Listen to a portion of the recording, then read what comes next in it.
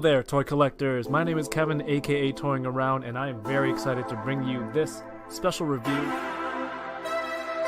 If anything, the Kim family, they're archetypes.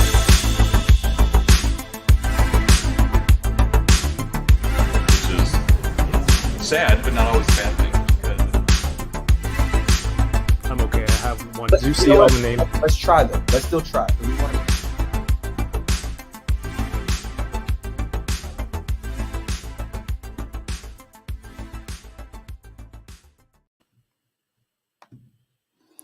Yo, what's going on, everybody? Happy Thursday. Happy Toys Day. My name is Mike, aka High School Creations, and you are watching Unboxing Thursdays. If this is your first time tuning in, or if you're new here, what we like to do each week is sit down with our friend or friends and open up some toys. That's so we can get rid of some boxes to make space to buy more toys. It's cool because we do this every week and we get to talk about things with our friends and what they do with their toys and talk about the hobby. Thank you so much for tuning in. It's very cool. We have people in the chat. We can talk to each other. It's a great way to hang out with everyone and enjoy our toys. You know, you could be anywhere in the world right now, but tonight you're with us and we greatly appreciate that. I want to thank those that are over watching on Twitch as well as those that will be catching the replay. All this is greatly appreciated. If you have a free second, hit that like, hit that thumbs up, and make sure you go share and let everybody know that we're live right now. Again, all that stuff helps the channel. Let's make sure you checked out last week's unboxing with the enablers. I know for a fact it was a great time. I was there. I really enjoyed it. And then next week, I'm not sure who the guest is next week, but I can guarantee, just like tonight, it's going to be another great guest. And finally, if you're watching Andor, go subscribe to the channel and catch the Boba Squadron as they break down each episode each week. It's a fun time. All right. I know that we have a bunch of people, a lot of comments over here. What's going on, everybody? I'm sure everybody's like, what's going on? Mike's here. Mike's here in Kev's basement. Kev's behind me. I got my favorite hoodie, my Kev hoodie. But enough about me. We'll get to the chat in a minute. But I want to talk about tonight's guest a little bit. Tonight's guest is a very talented individual, a widely known creator, a creator of miniatures, and he's a diorama builder who also collects. He focuses on hyper-real displays. Please welcome Jordan with Oilers Workshop. Hello. Hello, everyone. What's going on? How are you? Cold, or do you want me to come in hot? Just come in. Oh no, my glasses are stuck. Uh-oh. Yeah, I'll go ahead and take my glasses off too. Well, elephant in the room, guys. Kevin asked me to do this. Him and his family aren't feeling well, so prayers go out to those guys. Hope you guys are feeling well. Get well soon. But Kev asked me to come on to be a guest host tonight. I think it's the first time that there's been a guest host. Correct me if I'm wrong there. But it's an honor to be on Unboxing Thursdays as a host, and then be on with Oilers Workshop is just over the top for me. So if I get a little nervous, guys, just help me out. We'll get it straightened out. It's okay because we both have mustaches. Right. There we go. Mustache gang. Even So Oilers, let's get into it. You know, I know you're a collector. I know what you do. And I know you got things to unbox tonight. But for those in the audience that may not know you or what you collect or what you unbox, can you tell us a little bit about those things? Yeah, I'm a very eclectic collector. For a while, I got sucked into the hot toys, and then I was like, nope, too much. And now I'm getting sucked in again. But I just pick the things I like from any size, any scale, any genre, to be honest. And it's usually, I know a lot of people veer towards like, hey, I like this character because it means something to me, or hey, I like this only turtles or whatever. But I find when I look at everything behind me, like what I picked, I'm like, I picked everything for totally different reasons. And so I don't know if that's normal or if we all do that. I don't get into too many deep discussions about everyone's whole collection, but I'm not brand loyal or anything like that. I just buy whatever I like that I can afford that the wife won't yell at me for. So I'm right even there with sometimes when she yells at me for. Just kidding. Hey, it happens. It happens. That's awesome. So what are you unboxing tonight? I grabbed a bunch of stuff. I have a stuff that I've been saving for a rainy day. I guess this is it. So I've got a Marvel Legends Beta Ray Bill, that first one. I know there's a new one coming out soon from the other line. I can't remember what it's called right now. The Select Marvel Select. Marvel Select. Yep. Yeah, I'm gonna open Empire Strikes Back AT-AT driver. I don't know why I never unboxed him. I just put him in a box and forgot. I never took him out of his box. So, You'll go time to well get with him the done. AT-AT that you're building. Is that close to scale? It no. So this is 112. That AT-AT is 1/18th. Okay. So it's for the 3/4. I mean, Yeah. honestly, I could frame it so it would look fine, but it's if I tried to build a 1/12 scale AT-AT. That's actually how I started building that, and I built just the skull of it, and it was like this big. I'm not even kidding. I actually have it up there on the shelf, and I use it as a box. I put other things in it now. I just got it done, and I was like, nope. And I did the math, and if to do it, it would be bigger than my workshop table. Oh wow. So like accurate 1/12 scale. So I said nope. Right. So I got some die-cast Hot Wheels that I've been wanting to open and put in a diorama. So I got a Jeep and a couple of Mopar vehicles. I got a Mandalorian Lego. I never opened these yet. These Action Force figures. Action Force. Yeah. And I got this at Walmart because I have the other one. And so this is the new one. So I figured I'd open this. And I have an Amazon Prime box. I have a New Republic Omnibus that I've never opened. And I have the Dark Knight's manual that I've never opened. All right.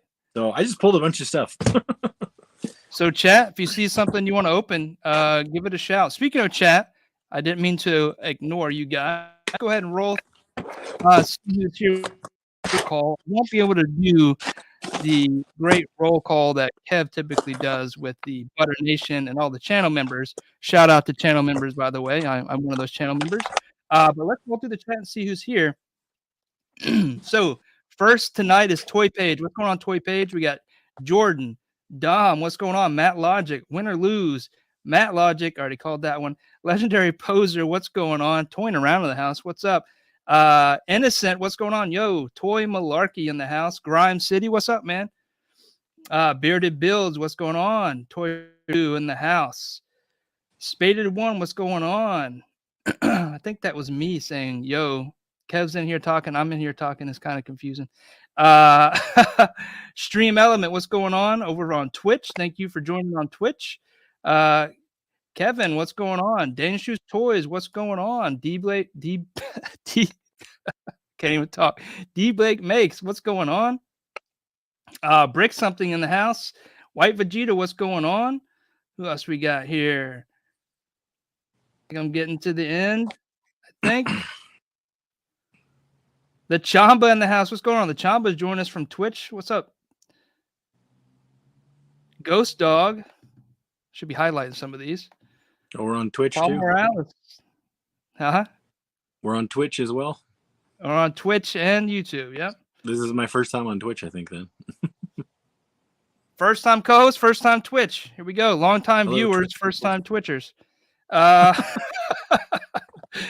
Berserk, what's going on? 796 Studios in the house. What's up, man?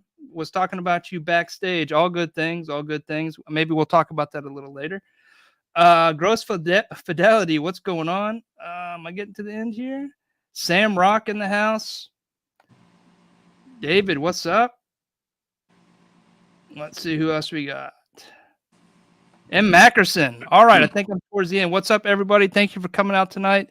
I know you guys want to see Kevin here, but you got me, you got High School Mike, and you got Oilers Workshop, the real celebrity tonight, the Ring of Honor. Cool. Well, I do have some stuff to open up as well. Oh, look at that. We got a super chat. Is Kevin doing his own super chat? He is. Kevin threw himself some money out there to get that scam right there. Jordan, sorry I couldn't make it. Mike, you're killing it. It is beautiful, man. Thank you. So tonight I have a few things open up as well. These are some leftovers. Sorry, the leftovers from last week. Got some vintage collection toys here. Got Obi-Wan and Boba Fett. I've had this for a while and just haven't opened it yet. The IG-11 from Mafex. I heard this is really good, actually. So I don't know why I waited. This week, the battle damaged Krillin from. You guys see Kevin behind me? He's checking on me. The battle damaged Krillin from SH Figure Arts, Dynamic Saga, and then I got a big package from Super 7. My wife said she wanted these, and I forgot I totally ordered them last year, but it was this wave 2 of the Disney collection. So I got Robin Hood, and then the Mad Hatter. So those should be cool to open up. I haven't seen those yet. I'm really looking forward to those. Again, let us know what you want to see. All right. Yeah, Kev sent me a list of things he wanted to make sure I specifically asked. And I think we talked about your collection a little bit, but want to dive into that because you've been showing off some stuff on your shorts over on YouTube. Very interesting toys, intricate toys that like piece apart. Some are translucent, some have organs and stuff. I thought those were pretty cool. And then recently also you started kind of changing the shape of your collection, right? Purging some stuff and getting into some new stuff, and want to talk about that too. So I guess we can start with the first thing about your collection a little bit more. I just realized I have a lot of random things that I don't think I've ever really seen people do any significant content about, or if they do, it's just like the review when it maybe comes out. And sometimes I pick weird stuff. So this is the one you were referring to, the organ guy. Yeah, that was cool. I just thought this was cool. It's a human anatomy figure. It's not meant to be like a, something gross, right? But I had people like, I could use that for my Predator, and I'm like, well, I guess so. But I forgot the name of the company now. The company that makes this. Who is this by? It's not Damn Toys. It's somebody else. But they make like. They make the Thinker sculpture. The sculpture of the guy, the Thinker, who's like sitting thinking. Yeah. They have one of those as an action figure. Oh, and cool. They have that you can repose, and they have Da Vinci's Vitruvian Man as an action figure. And like I remember seeing those and almost getting those, but then they did this, and I'm like, that's really cool. And now I have an idea for a diorama I'd like to do with this guy, which I'll probably never get around to because I have no time for anything that I'm not already doing. So if somebody wants to steal the idea and make it, go for it. But I was thinking of putting him in a stasis tube and having like wires coming out of him and having him be like somebody who got injured or like a RoboCop thing or something, or like on display. Actually, I was thinking it'd be cool to make him like I was doing this little setup. So I've got the TOA Heavy Industries Scary Robot Girl. I call her Scary Robot Girl because without her face, she looks like a monster. I don't know if you've seen that before or seen this one, but I have her pose like, look at this. And I had him set up. They were leaning against my Boba Fett up there. And she was looking at this like, what is this weird skin suit? And she's an AI. So I was thinking it'd be cool, or skin organ, whatever. I don't know. I was thinking it'd be fun to like make this into a future museum display and have her at the museum like, honey, what is this? And he's like, oh, that's what they call a human, dear. They're extinct. So I want to do that diorama or something like that. But, hey, the idea is out there now. So Right. This is kind of stuff I really like. Yeah, that's cool. It's always very interesting to see different interest in collecting, right? And I think that's one of the big things about this channel is, what are you collecting? Because, a lot of us collect Legends or, SHF, but there's all these other, independent toy companies that are doing really cool things, right? That we may not have seen. Like I've never seen that until you posted it, or even that, right? Except in your short. So that's really cool that you're highlighting these. Yeah, I love these. I like little art toys, and I've always liked them. When I was younger, they were rarer, and which obviously means more expensive. So when you're a kid and you have $7 at Walmart, they don't have art toys. And when you're at some weird obscure store in San Francisco with your dad and they have a cool art toy that's $700, you're not getting it. But now that I'm an adult and I have a few bucks here and there, I'm like, I'm getting that. It's cool. So this is one of the ones I just bought. I have a whole line of these. This is actually the mini ones. Like the full-size ones are like this big, and like it's supposed to be like a little mech suit thing, if I can even remember how to take it apart. Oh yeah. So it's got a little driving stick in there, and you put a little dude in there, and it's like a little mech, little adorable mech guy. And I don't know if there's a story behind them. I just saw them, and I thought this was the coolest paint job, you know. And I bought it. Trevor says Figma makes those. Awesome. Yeah. But yeah, I love these, and so I actually have another one of these coming when it finally comes out to go with it. So it's got a little buddy. I think it's like I got it because it looks like a 1950s toaster, the colors. So I got this guy and the toaster guy. Brave little. Yeah, this was my TOA Heavy Industries boyfriend at the museum. He's looking at it and I was like, what's that? And he's, I don't get what this is. And he's like, it's a human organs, sweetie. Don't worry about it. Let's go look at the whatever. We got a super chat here from D Blake Makes. What's up, dude? Mike is the margarine mayor, doing a great job. Two juggernauts of diorama combined. Great show. Yes, sir. Margarine yes, sir. Mayor. You need a Margarine action figure of that margarine mayor, and it's like says like country crock, and he's got like a police hat on, and he's like. How big is that organ, man? Was it 12 scale? I don't know if I like the phrasing of that question. Let's see. I'm gonna get something you guys will know what size it is. Okay, here's Beta Ray Bill in the box, and here's this guy. He's 1/12 size. He's somewhat skinny because small, right? Yeah, they're a little thinner. Like I wouldn't necessarily a hair smaller, yeah, but more thinner. I've noticed, you know. So, but I like their joints. I really do. My favorite figure, I think, that's this size is my Samus. That's a Figma, and she's like super posable. So. Oh yeah. I like her heel joint because it like rotates all weird like that. I personally haven't owned a figure that had that kind of a joint before I got this, so I thought that was cool. And she's part of my arm cannon army back here. I have Bumblebee, Blitzwing, and Samus, and they all have arm cannons on their right hand. Nice. Which bee you rocking back there? This is the 3-0. I forgot. Yes, which one. Good. Yes. I cannot say enough good things about these figures. I mean, I honestly think they're very underrated. I think they're priced very fairly, and I think they're underrated. Like, I feel like I don't hear enough people talking about these, but I actually was thinking about that with this figure the other day, and I was like, why do I not hear people praising these enough? And I was like thinking about me because I work in the service industry, and I was in home installation service industry. So I was like, you know what? When no one says anything, that means you're doing a good job. But when people start complaining, then you did something wrong. You know, they won't forget that. Right. So I'm like, I think that's what's going on with these. Nobody really talks about them because they're great. They're perfect. Just put it on the shelf. You're done. Yeah, they're good figures. I picked up they're 12 scale and Optimus, and those figures blew me away. So that line is impressive. Yeah, I actually let the Optimus go, but it went to a good person. Oh man, well, that's good.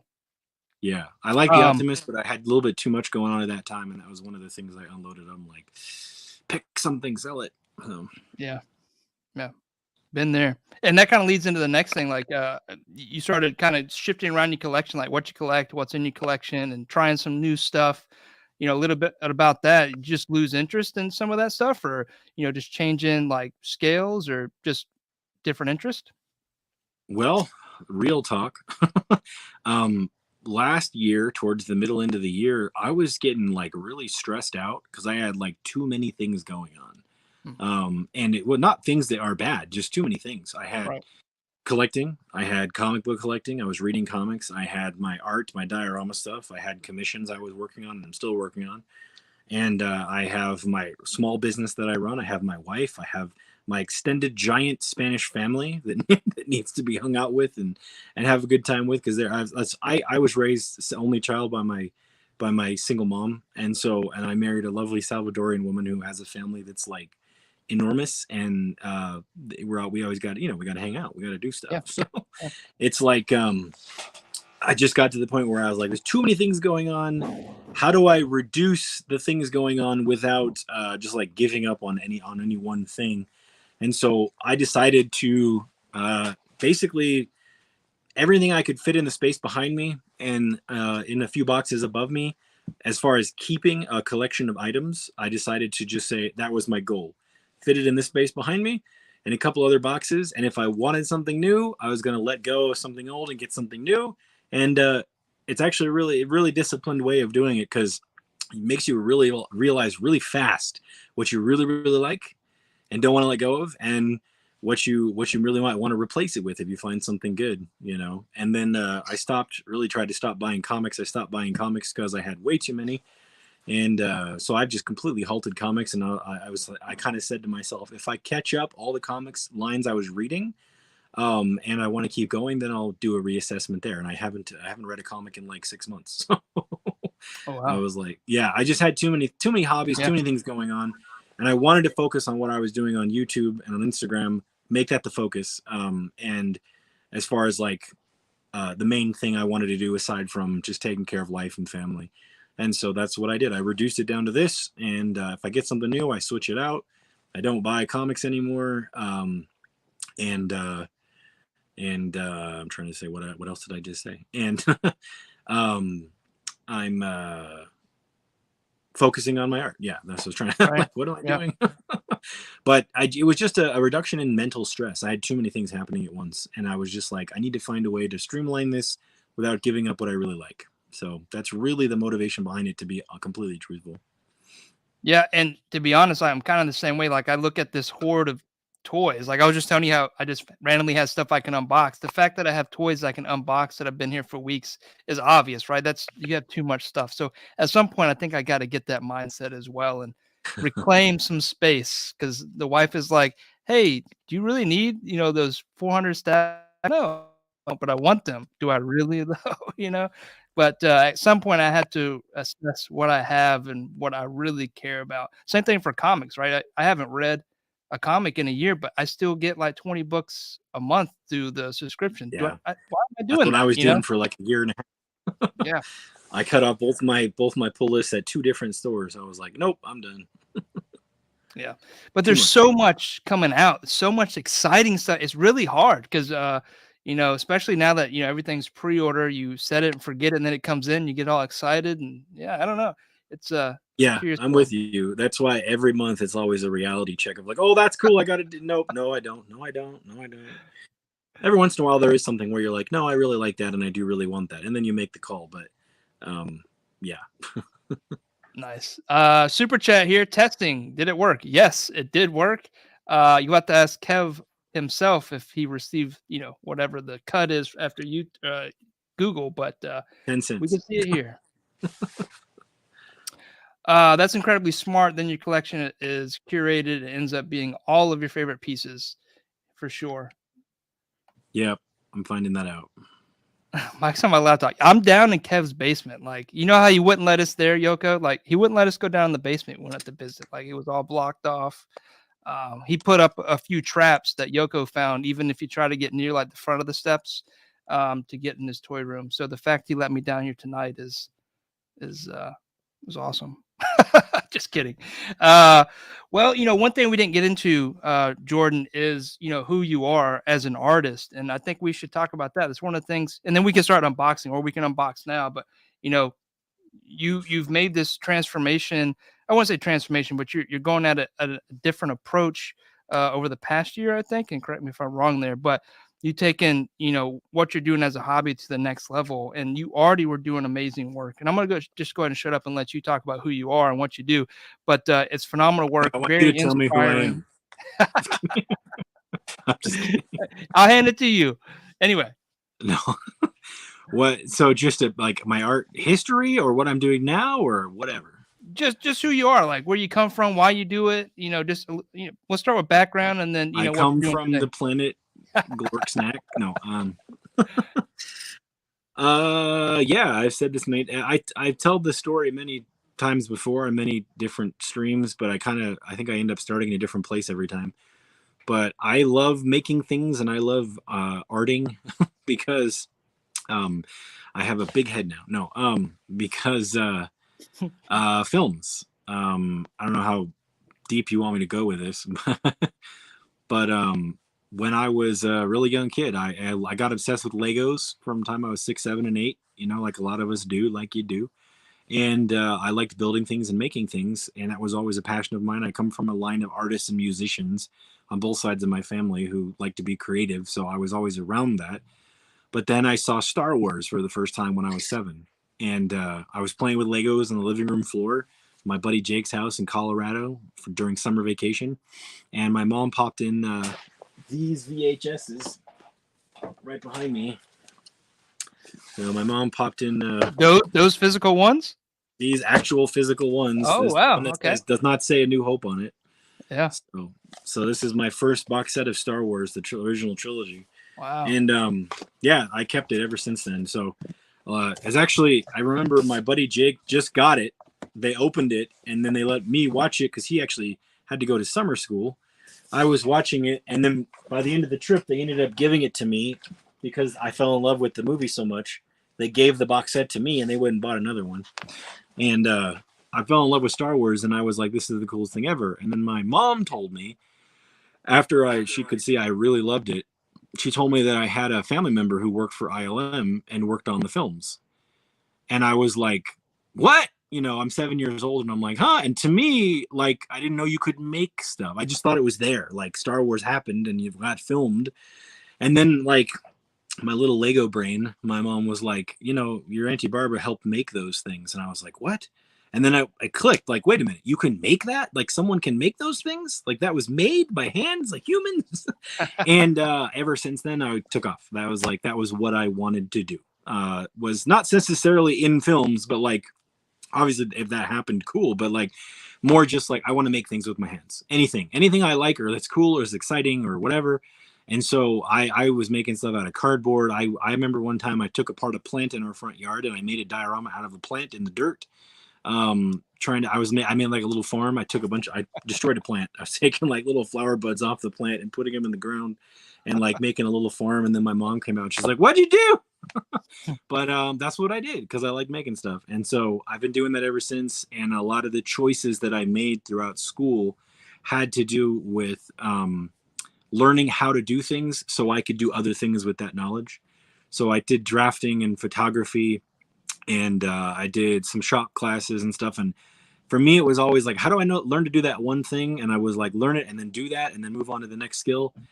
And I find out the more and more I do this internet thing, the more and more I find out there's thousands of us like this out there. And that's exciting too. Like many, many people like yourself who kind of a very similar mental journey of like, I want to learn how to make stuff. And then they learn each thing. And then it all comes together in some crazy art form, sculpting or dioramas. And so that's sort of where I've been. My creative journey has always been adjacent to wanting to know how to make things with my hands, in love with film special effects and trying to figure out how things were done. I mean, I posted this, or I put this in a video I shared recently, but I've watched the Jurassic Park, how Jurassic Park was made on VHS, like, I don't know, probably 100 times, because I rewind it and I'd pause it when I would see like a T-Rex eye blinking at Stan Winston Studios while they were working on the animatronics, and I'd pause it and be like, what are those? You know, when I was a kid trying to figure out what stuff was made of. And so that's what I was doing. And then YouTube came along and I was like, hey, here's people actually showing you. And then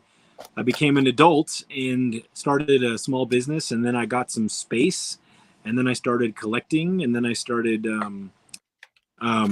going, wait a minute, I have some tools and I have some space and I actually have some level of adult money now.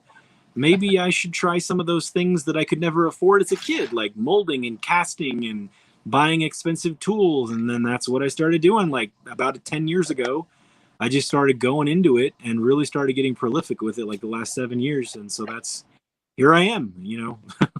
that's the TLDR, but it's still sort of TL, I guess, version. So why dioramas? You know, obviously, you know, I've heard the story before. You got into metalwork, you know, some jewelry, some helmets, but what led into specifically dioramas, the thing that most people know you for?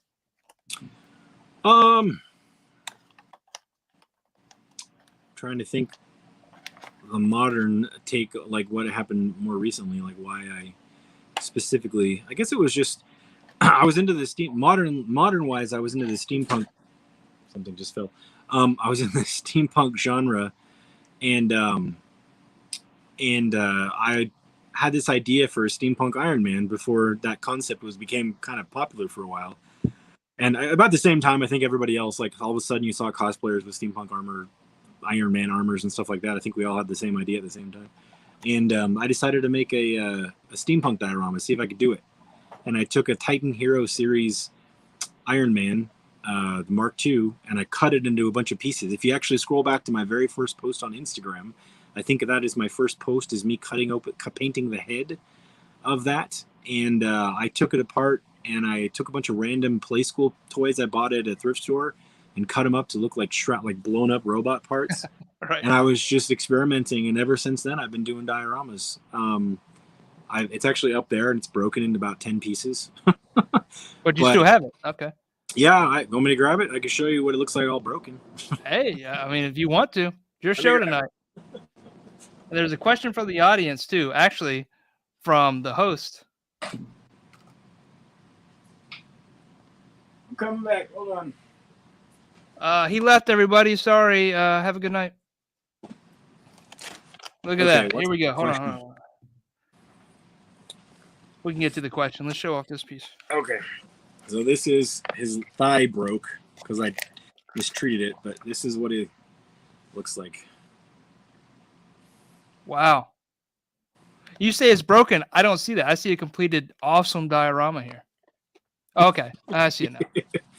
I'll show you in a sec the broken part, but this is a Titan Hero Series Iron Man, and I cut some pieces apart so I could articulate his knees, and I reformed it just experimentationally. And this is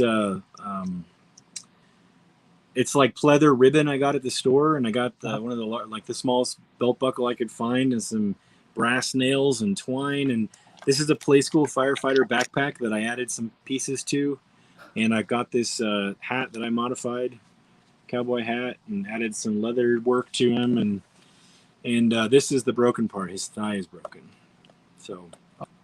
Which is weird because I don't ever remember cutting it there, but it's broken.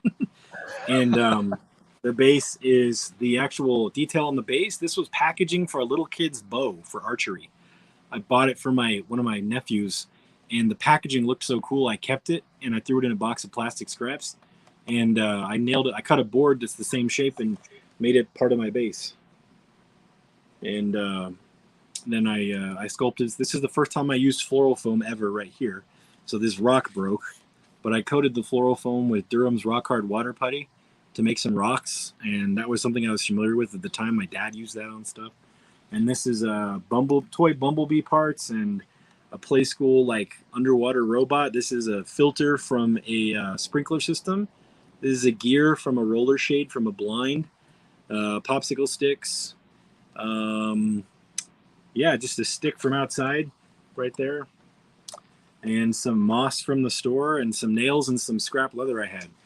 And I made this, and I showed it to an interior designer who I was working with at the time because I do home goods.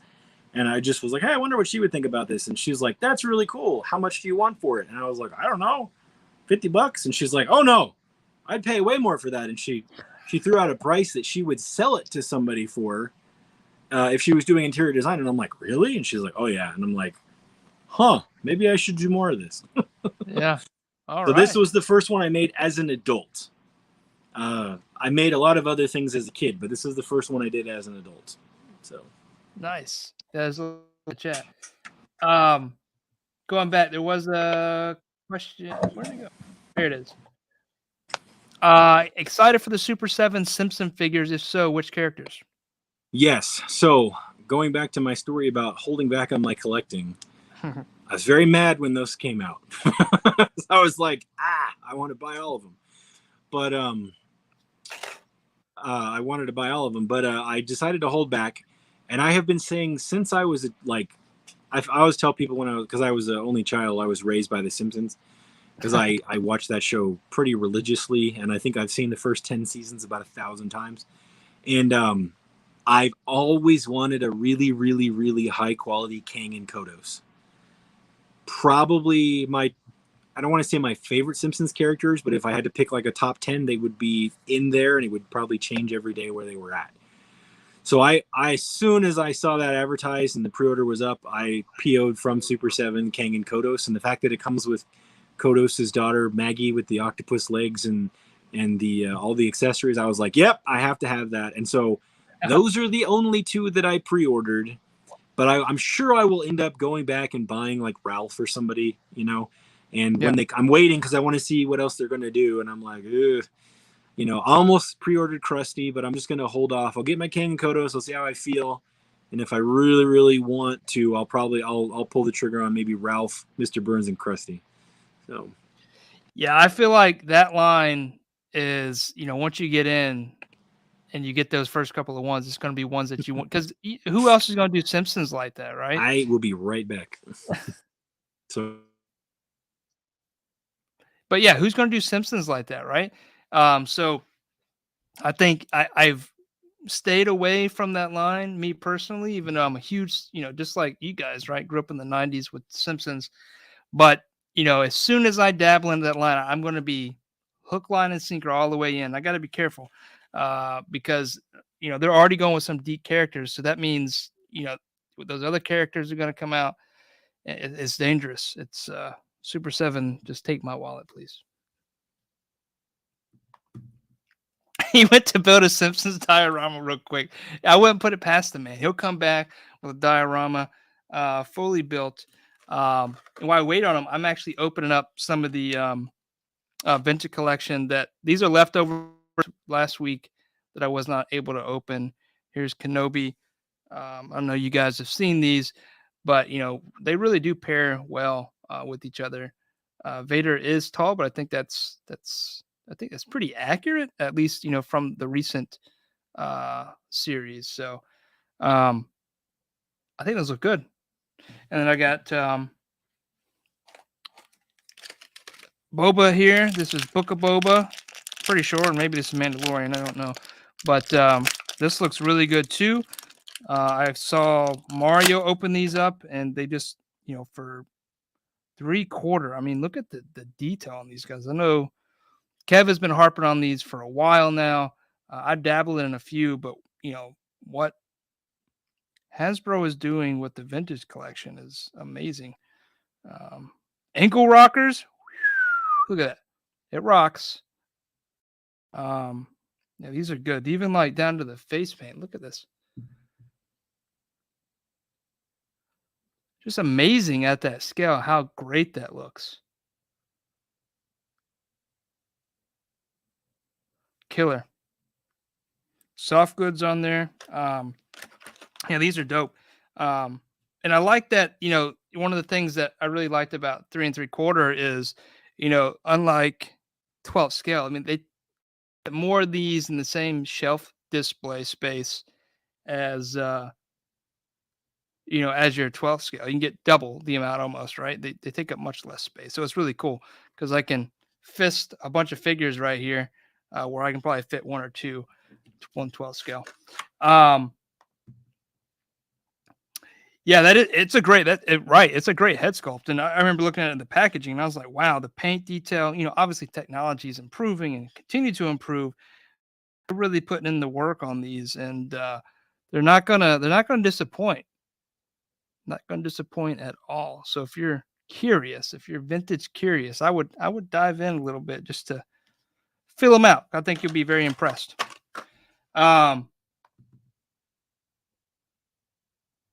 Yeah, the rocket, does it come off? No, it doesn't come off. Oh, you're saying the backpack comes off though. Having just opened up the Hot Toys Boba. Sorry. Hey, no problem. This is really cool. I opened up the vintage collection Boba nice. and just blown away by the paint apps and just the articulation they're packing in these little figures now, right? Yeah. Really cool. I have a Costco Reeves around here somewhere. I don't know where she went. Yeah, I opened up the Book of Boba Hot Toys last week, yeah. And I was blown away by that. Looks really good. I wish it had an actual head sculpt versus just the helmet. But it's a good looking.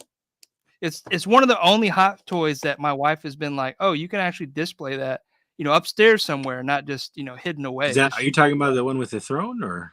No, not a throne. I didn't get the deluxe. Just him on the stand. But okay. Still looks really Because the cool. Book of Boba branded one isn't out yet. You're talking about the Mandalorian. Oh, maybe it is Mandalorian. Yeah. I know they're very similar. So there's a few So alterations. I'm trying to think So, which one it is. yeah, you're talking about It is Mandalorian. Now that I think about it. Okay. That's the 2-pack or Single. the bird poop armor? No, this is the repainted armor. It looks just Oh, like the this single guy. pack repaint. Okay, sorry. Yeah. I'm brain farting. Okay.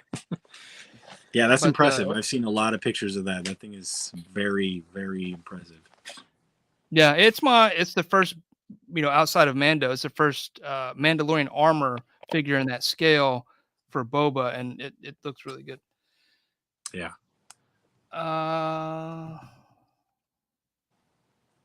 Very slow at converting, but yeah, 118 is I'm probably gonna get there. Have you made the 112 or 118 scale dios? I know for a fact you have on your live streams, but you can let the audience that don't catch those. Yeah. Let me go grab one. Oh, Or let me take you with me. Hold on.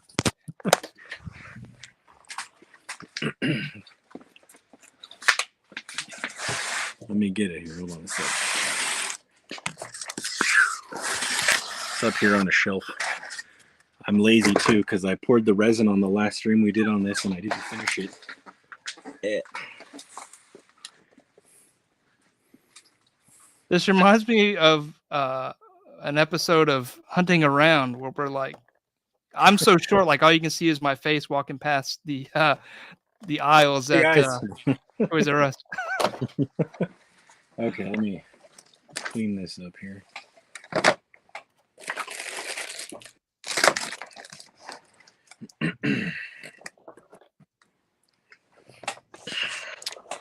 There it is. Yes. Wow. So this is a 118 scale diorama. Here's our Joy Toy little pilot that I couldn't find forever, then I finally found. So there's the resin that we poured on the last stream. Nice and shiny. I'm too lazy and I haven't finished this edge yet. I had to move on to other things, but I'll have this done ready for the event in Vegas. So I'm going to bring this along. Yeah, speaking of, the event in Vegas is going to be pretty cool. So you can probably talk about it better than I can, but it's basically a miniatures convention that's in February in Las Vegas, right? Yeah, their Instagram account is imoma.lb. It's the International Market of Miniature Artisans. It's I think it's 3 people putting on the event, if I'm not mistaken. I'm only directly familiar with one who you guys might have seen before, PRD Miniatures. That's his name initials, Paris Renfro something. Sorry, Paris, if you're listening. He's helping put on that event with 2 other people, and he's a really, really, really, really high quality miniature maker for like interior design models and like high-end modern furniture, but done in like 1/18 scale and 1/20 scale and 1/12 scale. Really, really nice, clean, high quality work. And he's putting on that event at the Gold Coast Hotel in Las Vegas. And that's the flat end in February. And it's if you go to, I think it's imomalv.com, I think it's the website. If you go to my last live stream, it's linked in the description of the last live stream, and you can get tickets and go. I think it's open to the public Friday night, Saturday, and Sunday. And they've got over 60 different vendors of people who just do stuff for miniatures. And they're, I'm going because they're trying to get all of us involved, the action figure crowd, and make it really about all miniatures. And so they've got I think they have a couple of other action figures artists, their action figure diorama artists going that I'm not familiar with, but I think I saw some of their snippets on their page and it looks really good. So, but it's like, yes, over 60 vendors. I haven't counted since a couple of weeks ago, but it's all miniatures, like all miniatures all the time. And I saw some stuff from the thing they did 2 years ago. Because the last one they did was like right at the beginning of 2020, and they haven't done one since. And there's people making like high detail miniature Pepsi bottles and stuff. You can go buy all that. And so it's like I'm going to be having a hard time not wanting to buy other people's art while I'm there. They're also doing some not tutorials. What are they called? Doing some Workshops. workshops. Thank you. I don't know. It's right in your name too. I'm looking right at it. Workshop. Workshops there too, right? Yeah. I'm a little confused on as to, you have to look it up on their site. I'm a little confused as to like how to sign up if you're not a vendor, because I'm a little unclear on that. You'll have to check. But Paris, like one of the guys who's putting it on, is doing a workshop on how to make a 1/12 scale real leather couch, and I'm tempted to take that workshop because it looks really incredible, and it's the cost of the materials, and you're paying Paris for his time. It's like a 4-hour workshop, and you make like a brand stinking new high quality modern leather couch in miniature, and I'm like, ooh, that sounds cool. I've never done a couch, so. That would be cool. Yeah, I was talking to 796 Studios about it going out there. They had, the channel you had mentioned had, reached out to me a few times and asked if I was interested. And I was like, yeah, that's fun because, there's not many conventions that's centric to what we do as a hobby. Yeah. And, I was really excited about it. And, it's a good time of year too. February in Nevada probably is, a little cooler. It's not hot. So it'll be fun to get out there. So I'm trying to convince a few people I know to go out, catch up with people like you that, we have not met in person. I think that'd be really cool. And then maybe even catch some of those workshops if they're affordable. So yeah, guys, check that out if you're interested or in the diorama game or miniature game. We'd love to see you there. Oilers will be there. You're going to have a booth. You're going to be doing things, showing off work. Did you mention what else would be there? Yeah, like in general, just a bunch of different artists who make things. I was looking at their videos and clips from when they did it last time, and it was less than half the amount of vendors they have participating. And it was a big full ballroom, and they had no convention, big full ballroom, and they had people with like full whole like displays of like 10 dollhouses and like modern furniture and architecture, but done in miniature, and like people making nothing but high quality miniature teddy bears and stuff like that, and stuff that I really appreciate, but I don't usually have time to make. So I'm looking forward to meeting these people and seeing what they're doing, because I'm usually making like the city or the building like you are. I'm not usually, getting to the accessories always seems like an afterthought when you're so focused on just getting the building done. And a lot of these guys just make like super cool high quality accessories and stuff. So I'm looking forward to seeing all that. And I think, like you said, I think it's pretty special. I hope it goes really well and they keep doing it, because there's like designer con, where you have designers show up, and it's like everything though. It's not just miniatures, it's everything, but you see miniatures there. And then there's like, you have like smaller regional events where people do like craft stuff, but that's not necessarily, you're not necessarily going to see a bunch of high quality miniature art there. You're going to see craft, like just whatever general stuff people make, which is fun. But it looks like they're really trying to make this about small art, miniatures, dioramas, dollhouse stuff, and of course trying to include the action figure community. So I think it would be really, really cool to go and see where it goes over the next few years. I think it's going to be awesome. Yeah, for sure. Here's an oddball question. Sorry I missed this earlier. That stash is looking awesome. What is your trimming, grooming routine? Yes, this is a serious question. I have a shrine. It's full of pictures of Ron Swanson. All right, and no, I'm just kidding. I actually did order my third figure from Super 7 the other day, which should be showing up any day. I ordered their Ron Swanson Parks and Rec figure, so I had to have a little Ron Swanson rep. I just let it grow, and when my wife starts complaining when I kiss her, that's when I trim it. She goes, when she starts saying when I give her a kiss, my mustache goes up her nose, then I trim it. About it. Actually, I'll comb it every once in a while with it's a type of beard oil, but it's mostly soybean oil. Keeps it really soft. I'll do that probably once every 2 weeks. It actually doesn't need much, honestly. So. Stash gang, yeah. What's up, Eddie? Are we going to Vegas? Yoko, let's go. Enablers Vegas. Go down, see Oilers, maybe see a few other of the artists down there. Be a good time. Yeah, it's the kind of event that I could see if it keeps going well for them, being a really big deal. Like a really, really big deal. Not that it isn't already, but like I could see it going really well if we can get the get everybody that does our thing involved, I think it would be pretty impressive.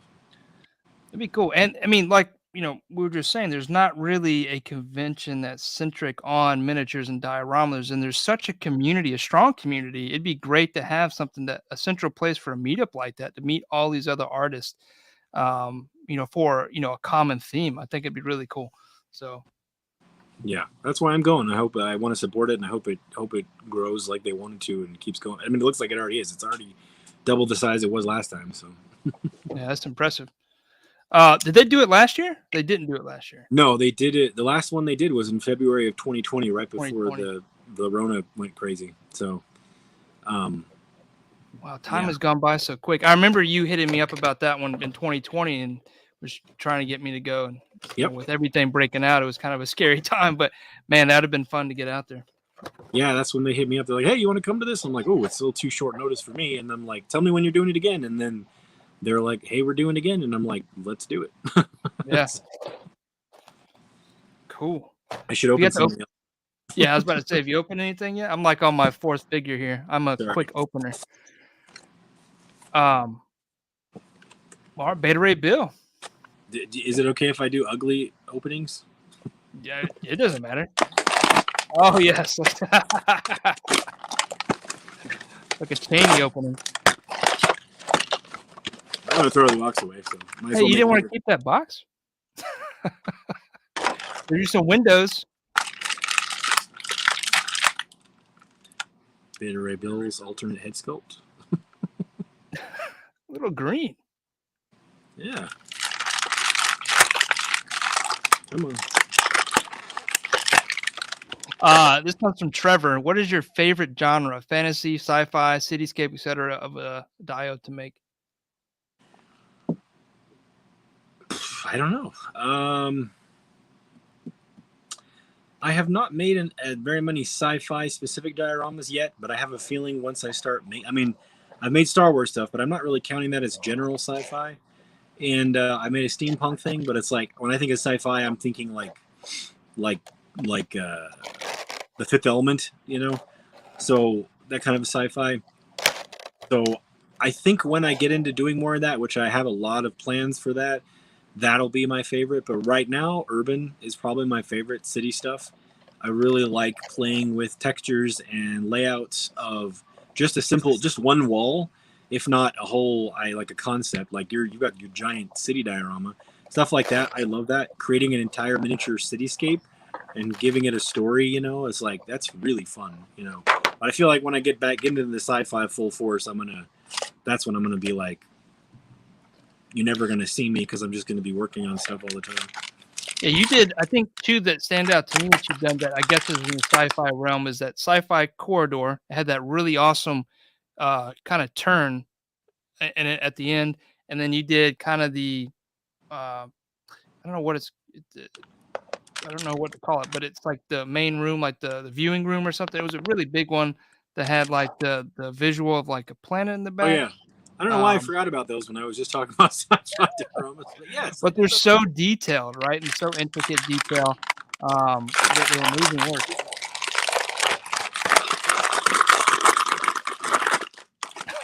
Rip into it. Someone said the old grip and rip. There we go. Yes. Yeah, I forgot about those. So I want to make more of those. Like, I actually really would like to get back to making more personal projects rather than like the live streams we do are kind of personal projects that I turn into a live stream, which I enjoy, and I'm trying to showcase different concepts and ideas, different scales for people, so that it's not the same thing over and over and over again for those who tune in. But I would like to get back to like separately and filming videos of it, just a lot of very personal ideas, not filming parts of commissions or doing like a different thing, but I really want to.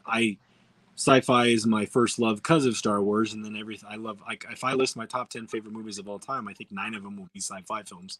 So I really want to make some hyper detailed, like futuristic cities and stuff like that, like urban, but like cyberpunk urban. I don't know, you and 796 and Star Marvel have made some awesome cyberpunk stuff, and I keep seeing the stuff you guys have done, and I'm like, I need to get to it. I want to do it. But, I'll get to it when I get to it. Yeah, huge inspiration from Mario there for some of that cyberpunk. I like the fact that it's sci-fi, but with the stuff that I like to do with the cityscape, right? All it is some greeble and changes some colors, right? And with lights, and it's fun. It's more detailed than that, but it's similar in theme enough to still meet the art architecture styles that I like. And there was what was it at here? Oh, here it is. Like Grime City, yeah, 2023. Yeah, to get out there. I'm sure you're talking about the convention again. That would be fun to get you out there from Canada. Bat Force Grumps, what's going on, man? Mike and Oilers, yep.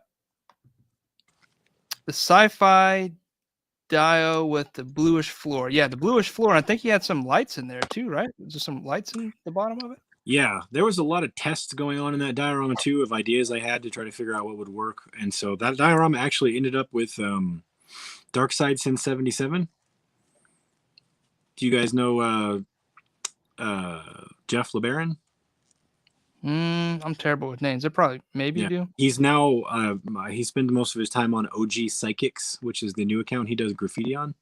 Okay. But he was doing a lot of toy photography, and that ended up going to him. And then he told me later that the roof fell apart. Oh no.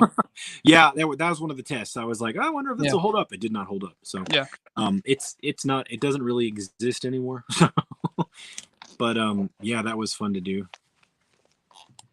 I think for me with building, to talk about building a little bit, not just the toys here, that's a lot of the fun because it presents so many challenges. Even if you plan it out, draw it out, have all these ideas and done it before, you're always faced with interesting challenges, and overcoming those challenges lead to like new discoveries. And that's the fun part to me. Yes. That's a lot of people want to ask, like, how do you do exactly this in the order? It's like you really just have to start doing things, and you'll start discovering things, and part of the process of it is discovering how not to do things, and you figure out other things you could use in other areas. That's part of the fun of it. And I know for me too, like people, you're scared to try something new because you're scared you're going to mess it up, but messing it up is how you learn. And so right. It's like if you're one of those people, just do it, and don't be afraid to make a mistake. I mean, don't buy like $150 1-gallon resin kit and like just go for it. Don't do that. But like get a $10 piece of foam and a knife and some hot glue and experiment, and you'd be surprised what you can learn, how fast you can learn it too. I think in the description, or you can find Oilers' Instagram handle. So is it Oilers_workshop over on Instagram? Yes, on Instagram. Mm-hmm. I think it's Oilers Workshop everywhere. Instagram, Patreon, YouTube. I'll let you call out your handles, but it's Oilers Workshop everywhere. So if you just Google Oilers Workshop, I'm sure he'll be one of the first searches to come up. That and the Houston Oilers Workshop. No, I'm kidding. Instagram Oilers_workshop, YouTube Oilers Workshop with no underscore. And I have a Facebook, but I really don't use it for one-on-one communication unless it's like a client or somebody that needs to use it. I use I use that for the groups. I'm in a lot of 1/6 scale collecting groups and comic groups over there. The comic groups I don't really get involved in much anymore, but I'm over there just for the collecting groups usually. But so it's easier to like see my stuff and talk to me on YouTube live streams or on Instagram. There you go. That's the best. There's Beta Ray Bill. Majestic.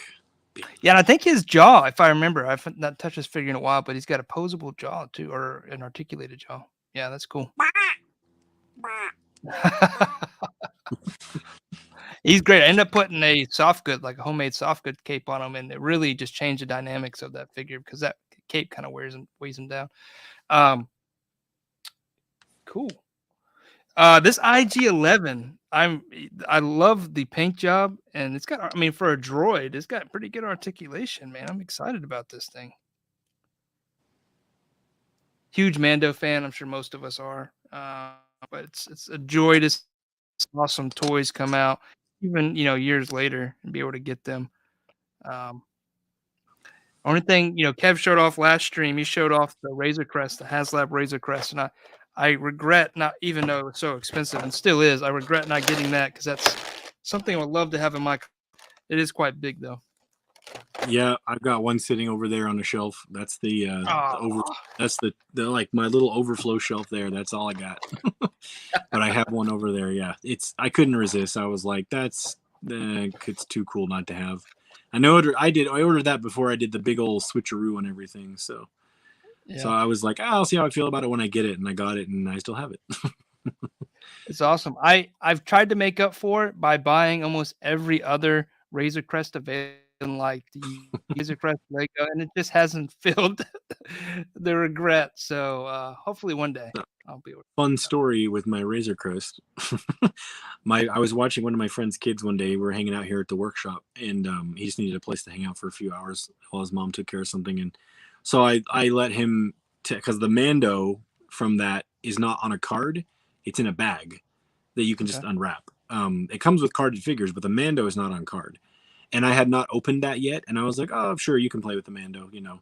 And I let him. I put the Razor Crest on the floor here in the shop, and he, playing with Mando on the Razor. He's about 9 to 10 years old, and he was having a good old time. And I had to go to Home Depot to get something like some glue or something. I'm like, "Hey, why don't you come to Home Depot with me?" He's like, "Can I bring Mando?" And I'm like, "Sure." So he brought Mando to Home Depot, and we're walking around Home Depot looking for glue or paint or whatever. And we get out of Home Depot, and I look down, and Mando does not have his cape anymore. Oh no! And I was like, "What happened to Mando's cape?" And he's all like, he like froze, and he's all like, "I didn't want to tell you, but I lost it." I was like, "Where did you lose it?" And he's like, "I don't know. Somewhere in Home Depot, it came off." And I'm like, "Let's go back." So we walked through Home Depot for 2 hours trying to find a cape, and we didn't find it. So my whole set is missing the cloth cape. Oh man! Oh well. I was looking up replacement Mandos to get the cape, and they're like $160. I was like, no, I don't think so. Yeah, we were looking at last week because Kevin brought out the Razor Crest on the stream, and we are just looking at the Prim, and that Prim was like 200, 250 or something ridiculous. And I was like, man, that's crazy. But yeah, that's I guess that's the market these days.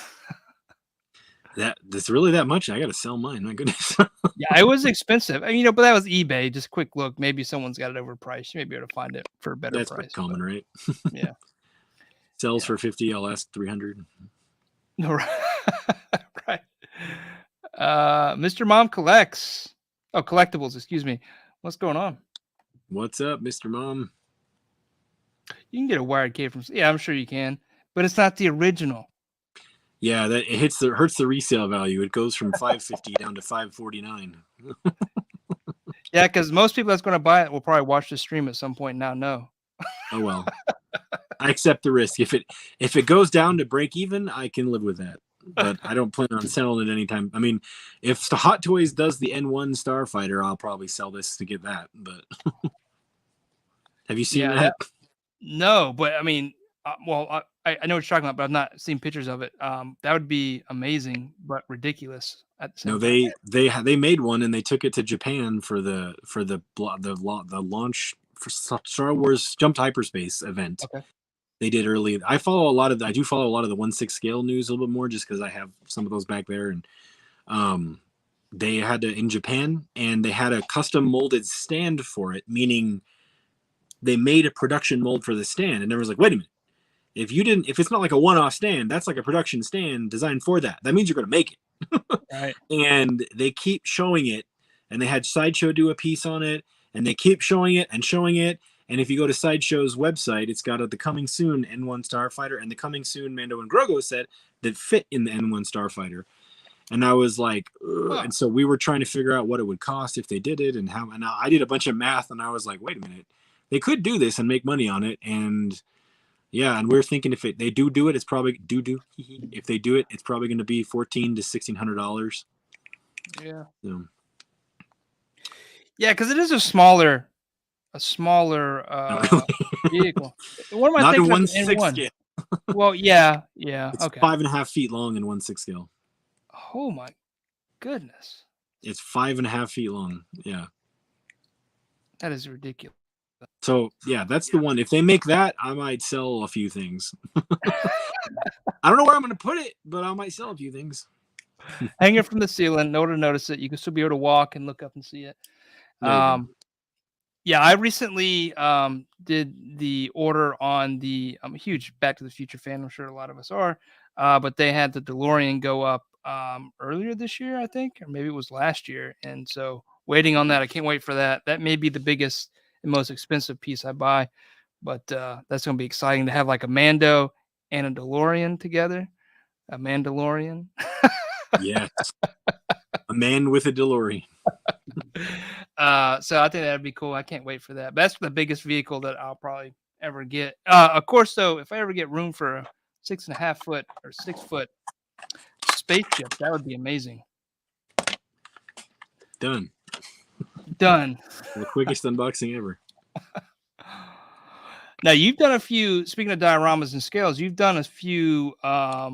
Was that 1/64th scale? Which one? Those. What scale is that? Oh, yeah, I think 160. That sounds right. Yeah, you've done some dios, garages, in that scale, right? No, those were 1/32nd scale. Oh, okay. So Model car size. yeah, Yeah. those are for super detailed. Look great. I Thank think it's one of the first ones I remember seeing from you. Way back when you were making the dynamite tutorials and stuff like that too. That was so cool. Yeah, I was trying to figure out action figure accessories, and then I was like, there's too many people that are already really good at this. I'm gonna just do the dioramas. Yeah, there's a lot of talented folks out there, but there's room for everybody, right? Oh yeah. Sorry, Marvel, that garage. Yeah, that garage was really cool. You're working on something in a smaller scale now too, right? Which one was it? I thought I saw it on. What's the new live stream build? What am I doing? I forgot right now. The tiny art experiment. Oh, is it? Yeah, you're right. I did see that last week. That's 1/18 scale though. So doors, yeah, smaller. yeah. Should I? Yeah, I'm those gonna go doors grab from Pie Box look really good. the what? The 1/18 scale doors from Pie Box. Oh yeah. He did a great job. Yeah, and he did those in like an hour. He's like, "Hey, I want to make something," and I'm like, "If you can make it and send it like fast enough from Canada," and he's all like, "Okay," and like the next day he was like, "What about this?" And I'm like, "Oh my goodness, all right, send it." He sent it out. He got it done real quick. Yeah, that's amazing. Ooh, that's got a case to it. Yeah, I didn't know that till I opened it just now.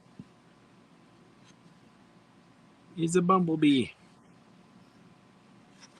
Yeah, Not I've really. dabbled in some Matchbox cars and some Hot Wheels stuff. More like the vehicles from like iconic like movies and cartoons and stuff. But I'm a fan. Speaking of Blackbird, Bat Force just brought this up, asking about if we saw the 3D printed X-Men Blackbird. I saw it. It looks amazing. It looks huge. What is it, like 4 feet long almost? I have not seen that. It's over on Instagram. Bat Force, whose account is that under? I'll try to bring it up real quick. Can I share? Oh, I can share. Kev? Hopefully I don't get... let me see if I can find it real quick. This thing is amazing. Like, he's put some time into thinking it because he was able to fit, I think, almost 6 figures in the front, Marvel Legends size figures, and still have a lot of room for the planes. Oh, that sounds huge. My goodness. Yeah, I would imagine it's at least 3 feet. Got to be close to 4 feet. And then the wingspan alone. Whew. If it has that Instagram handle, I'll go look at it, share it with the Oilers. If not, we'll look at it later. Oh, you saw it in the Toy Amigos Discord. I'll find a link and share with you later. But it's definitely impressive. And I think it's an independent person that just designed it and 3D printed it themselves. And it looked really good. That's cool. I'm holding back on all those. I've talked to you about this before, but I'm holding back on 3D printers and laser cutters and stuff. I want to get them, but I'm going to wait because I want to get like the most expensive thing I could possibly afford when I do it. So, but I want to get something big to do some high quality 3D printing stuff eventually. Right. Yeah. The good thing is by then, yeah, the technology and the price should be at that mentality, you're going to get something really good. Because, I picked up, I just saw this today, actually. I picked up Anycubic resin printer. It's a 4K. I think it's 8.9 on a diagonal, which was pretty big 2 years ago. And it was like $600, maybe close to $7 when I bought it. it's on sale now for like $279. Like that's a Eek. ridiculous price. And like, you can print, these are little trash cans. You can print like 3 or 4 of these trash cans on, one bed. Those look so cool. Yeah, I was, Those look great. if you guys haven't seen Oilers, I bought some of these. He also sent me some of these cutouts he designed as fast food themed. So McDonald's, I was working on that McDonald's, some pizza boxes, and then I designed some trash cans. And instantly I was like, I got to use those props in this. And so thank you for sending them my way, but they're perfect. And they fit in this trash can. Hold on, I'm grabbing something.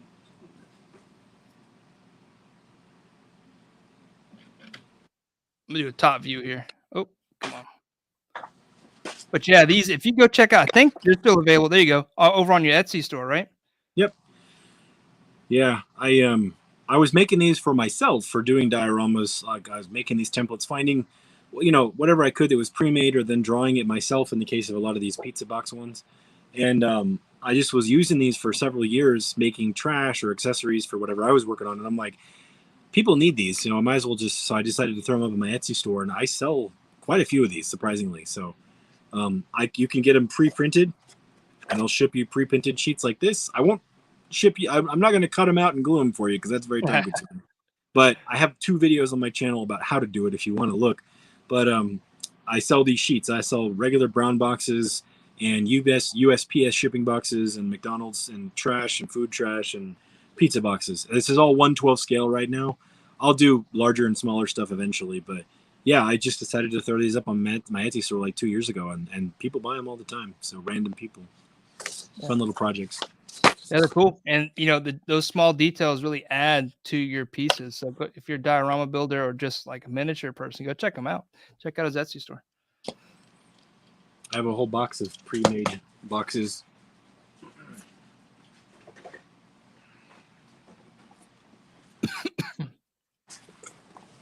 There we go. Yeah, these are all, I just spent like an entire day making boxes so I wouldn't have to make them the next time I needed them.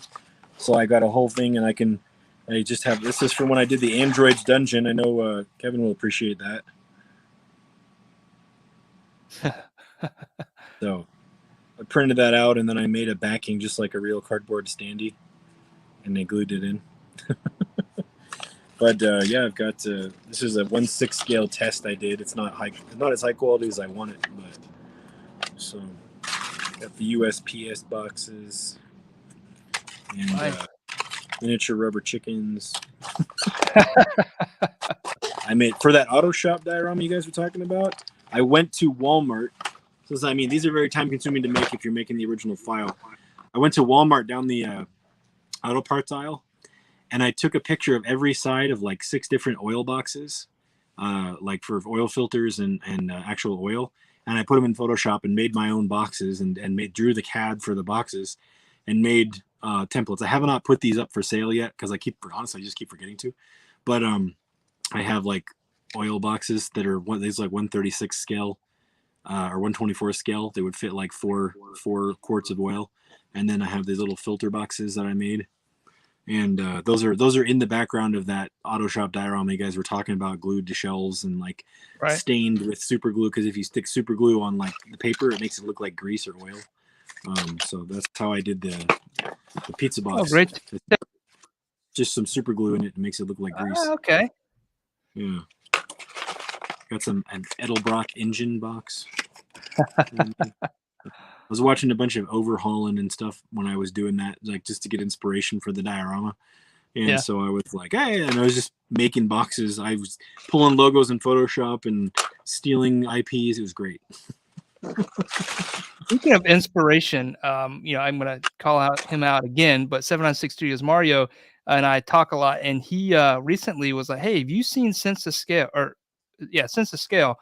And I was like, I can't recall. And it's the documentary, right? A lot of ILM stuff, a lot of stuff going back in the day, like early days of stuff. And that really was so inspiring. I said on YouTube as I was just like drawing things out the other day and just letting it roll through. And dude, there's so much stuff in there. And then some realization was like, oh, maybe movie props, like physical props may disappear one day completely, but then maybe not. So if you guys have not seen Census, go check it out. It's an older documentary, but still holds up well, and just So there's a YouTube really channel cool. that uploads every segment from that. It's the guy who did film that documentary. I don't know if you've seen that.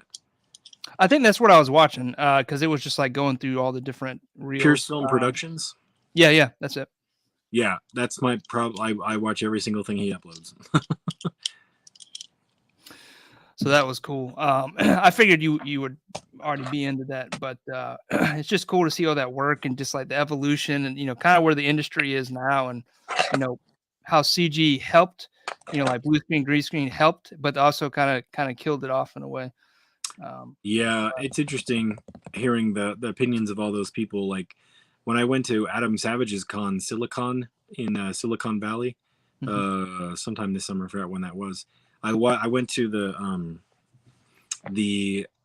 what is it called? The ILM Attack of the Clones model makers panel.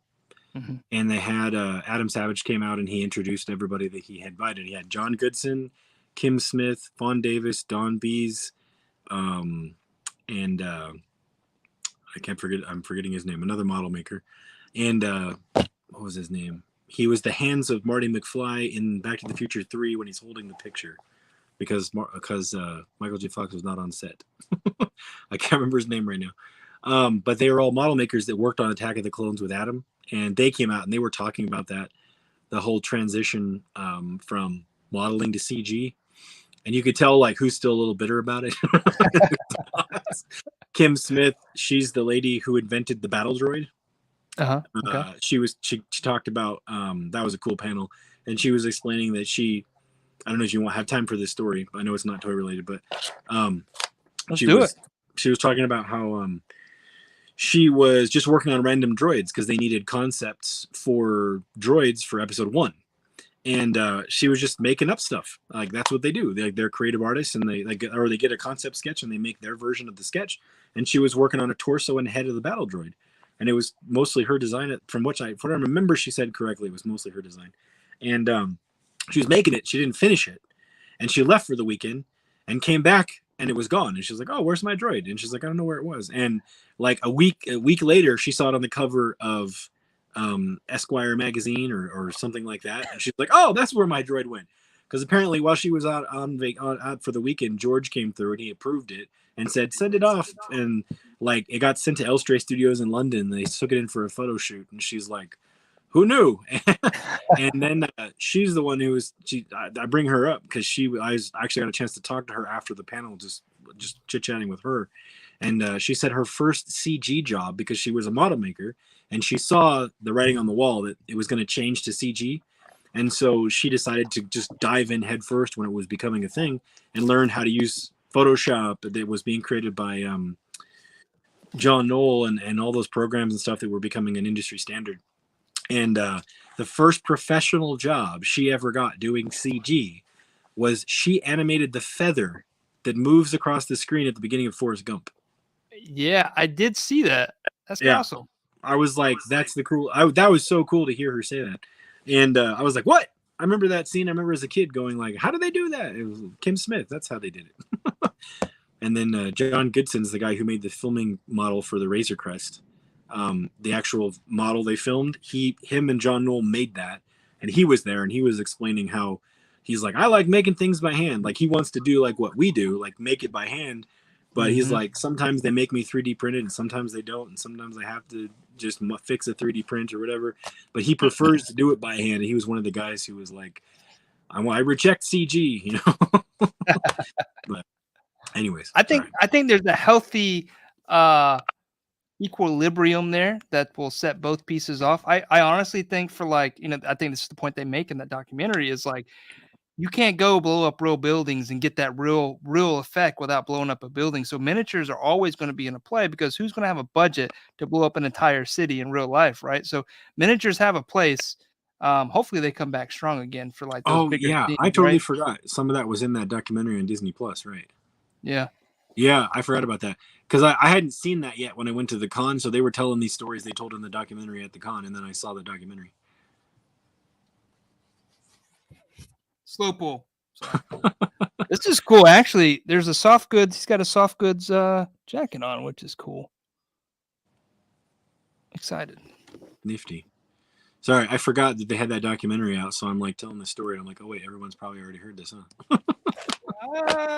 Maybe not like you tell it though. I don't know if everybody's seen it, but yeah, I did see some of it. I don't know if I've actually seen the one. I just seen like clips on YouTube. I've not seen the actual documentary on Netflix or okay.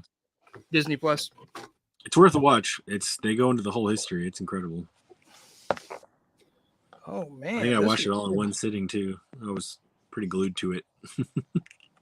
How long is it? I think it's at 6 45-minute episodes. Yeah. So by one sitting, I mean I was working on a diorama while listening to it. But right. Yeah, I think it's 6 45-minute episodes. It's the whole history of ILM and everything that they did through the pretty much using the Star Wars films as a backdrop. All right, let me open something else. Some of the things that amazed me, on this documentary was just like the people that work on the maquettes and then the work that gets passed over to the model makers, and then kind of like, the I wouldn't say dispute, but kind of the untold frustration between like the model makers and like the filmers who would like nudge things or break things. I thought that was interesting. Yeah, I think on that Pierce Film Productions, I'm sure you've seen it, but I forgot what. Oh, it was the Alien 4 miniature effects episode. What the heck was the name of that movie? Alien Resurrection? Is that right? Yeah, maybe. Yeah. Aliens 3 and then Alien Resurrection. Yeah, you're right. Yeah, there you go. Well, they do it. There's an episode on that channel where they talk about the miniatures and the Betty. Actually, I think Kim Smith made that. The same person I was just talking about. The ship. They didn't have the type of lighting we have even at that time, and so they used fiber optic lighting, which is those little acrylic strings, and they get really warm when you use a lot of them. And they were complaining about that. They put the big old fill light on it, and then you turn on the miniature, and they were saying, don't film this without like 6 fans on it, like dispersing the heat. But the filmmakers were thinking like we need to film it, and they're used to like filming for sound as well. But it's a miniature, you don't need the sound, you're going to add it later. And there was a big fight between the model makers and the filmmakers because it started melting the model, and they had to come on set and like fix it while it's like drooping down and stuff. And it was like 8 months of work with a team of 6 people, and they were like, fighting about it. Right. Yeah. Yeah. Being a nightmare. I think like they had to make some kind of rig for him, one of the guys to get on his back and spend the next 3 hours, re-gluing a lot of that stuff back in, which, is some of the stuff people don't see. Like model makers, it can be physical and demanding, especially for like these set pieces are so big. Like, like the city pieces they were using in Godzilla and Batman and all these things are like, some of them are like 20 feet tall. I mean, that's ridiculous if you think about it as a diorama, right? Yeah. Do you know, I forgot her name, Kate Spicer. She's been on Adam Savage's channel with Norm, showing how to do miniatures. She works in film. She's got red hair. Do you know who I'm talking about? No? I think so. She did a couple tutorials with Norm from Tested on Adam's channel this summer. Yeah. And she was there. She did a couple of panels, and she talked about some of her experiences on film. And she said the model of the dam and was it the dam from Inception, when they're in the deepest part of the dream in that like snow battle. Do you remember that scene from Inception? Yeah. Where there's like a compound they have to get into, and it's on a snow-capped mountain. Well, everything when that blows up, that's a miniature. And she worked on that miniature, and she said that was at the time, it was the world record for the tallest miniature ever made. It was 4 stories tall. It's a miniature. It's 4 stories tall. And she said they had to get forklift training and wear harnesses they had to get forklifts and harnesses to work on a miniature. I was like, holy cow. And she said, yeah, it's a lot of fun working on something with a team of like 6 people that's 4 stories tall for 6 months and then watching it blow up. Right. I guess that is some of the sad part. A lot of these bigger models that they're making at the end of the day, They're just blown up. Yep. Yeah, it's pretty crazy. Yeah, it's funny because like sometimes I think about the stuff that I make and I'm like, oh, I could have made that more solid, or I could have made that better. Like in hindsight, when I figure something new out, I'm like, I could have made that stronger, or that could last longer. But then you watch like these professional filmmakers make models and they're like falling apart on set, and you're like, I don't feel so bad now. Right. Where's that feel? They talked about that one scene in was it Aliens 3 whenever the exoskeleton is like falling out of space. And I think they talked about how the first take they didn't actually get it and it fell to the ground and broke. So the actual take has it together just using like popsicle sticks or something actually in the Yep. film. And I think that that's awesome. Yep. Oh yeah. This Mad That's more Hatter's cool. Very cool. Soft goods sets. Change places. Yeah, and these effects are cool too. Let me get it. If I get it out. Actually, like pouring tea, it's like translucent. Oh, that's cool. Oh, is that the Super 7 one? Is that what you said? Okay. There's a really beautiful Alice in Wonderland statue that I almost bought from Sideshow, and then I was like, nah. But there's these really, really beautiful Disney, I don't know what they're called, some like legacy or heritage line or something. And it's an Amanita muscara mushroom, and Alice sitting on top of it. And I think she's got one of the little candies that says "Eat Me" on it. But I just thought it was really beautiful. It's amazing how you can take something from an old cartoon and make something like a beautiful display piece out of it. I actually remember really appreciating that, almost buying it. But then I was like, it kind of like stands out too much with all my other stuff. It's like I got guys with laser guns and Spider-Man next to a ceramic Alice in Wonderland. It's like, I'll probably break it. Yeah, I'm kind of the same boat, but luckily, like I can blame, or put the blame on my kids or my wife. They wanted that, Right, there you go. I'm not seeing too many of those open. I've seen a few reviews, but they look really cool. He's done some really cool stuff with those toys. Yeah, I couldn't resist. This is the kind of sci-fi that I like. This sort of this kind of a look, the sort of techie, cybernetic parts and pieces.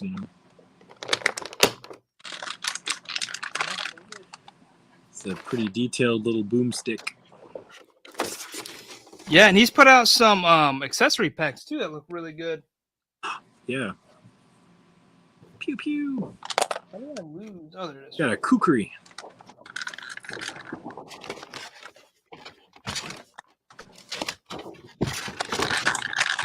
Is that the first Balaverse you've opened? Yep, it's the first one I've ever opened ever. I think they're on like wave 2 or 3 now, maybe 3. I think 3. I think I saw on BBTS they were advertising wave 3.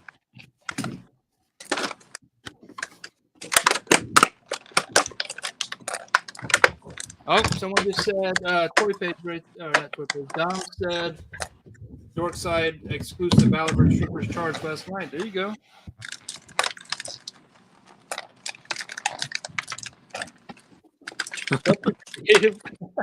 Creative mojo. I always worry that I'm talking too much, so shut me up if I talk too much. I think that's the whole point of us being here. I don't know. I get self-conscious about even on my own streams. I'm like, am I talking too much? And then I'm like, I know I'm supposed to talk, right? Do I talk? Yes. Man, I can't get this back in the box. I like this head sculpt. It's just a clear piece of clear, whatever, PVC or not PVC, but whatever plastic this is. That's cool. I like that. Happy birthday, Toy Page. Ow. Sorry. I'll be right back again. Forgive me. Yeah, no worries. So one of the big surprises in this Super 7 wave while he's gone was, and I'm going to butcher the name, but from Fantasia, there is the hippopotamus, I think, ballet dancer. And that is the biggest Super 7 box I've ever seen. And when Jordan comes back, I'll step away and I'll go grab it. But no lie, it stands as tall as a 1/6 scale box. It is huge.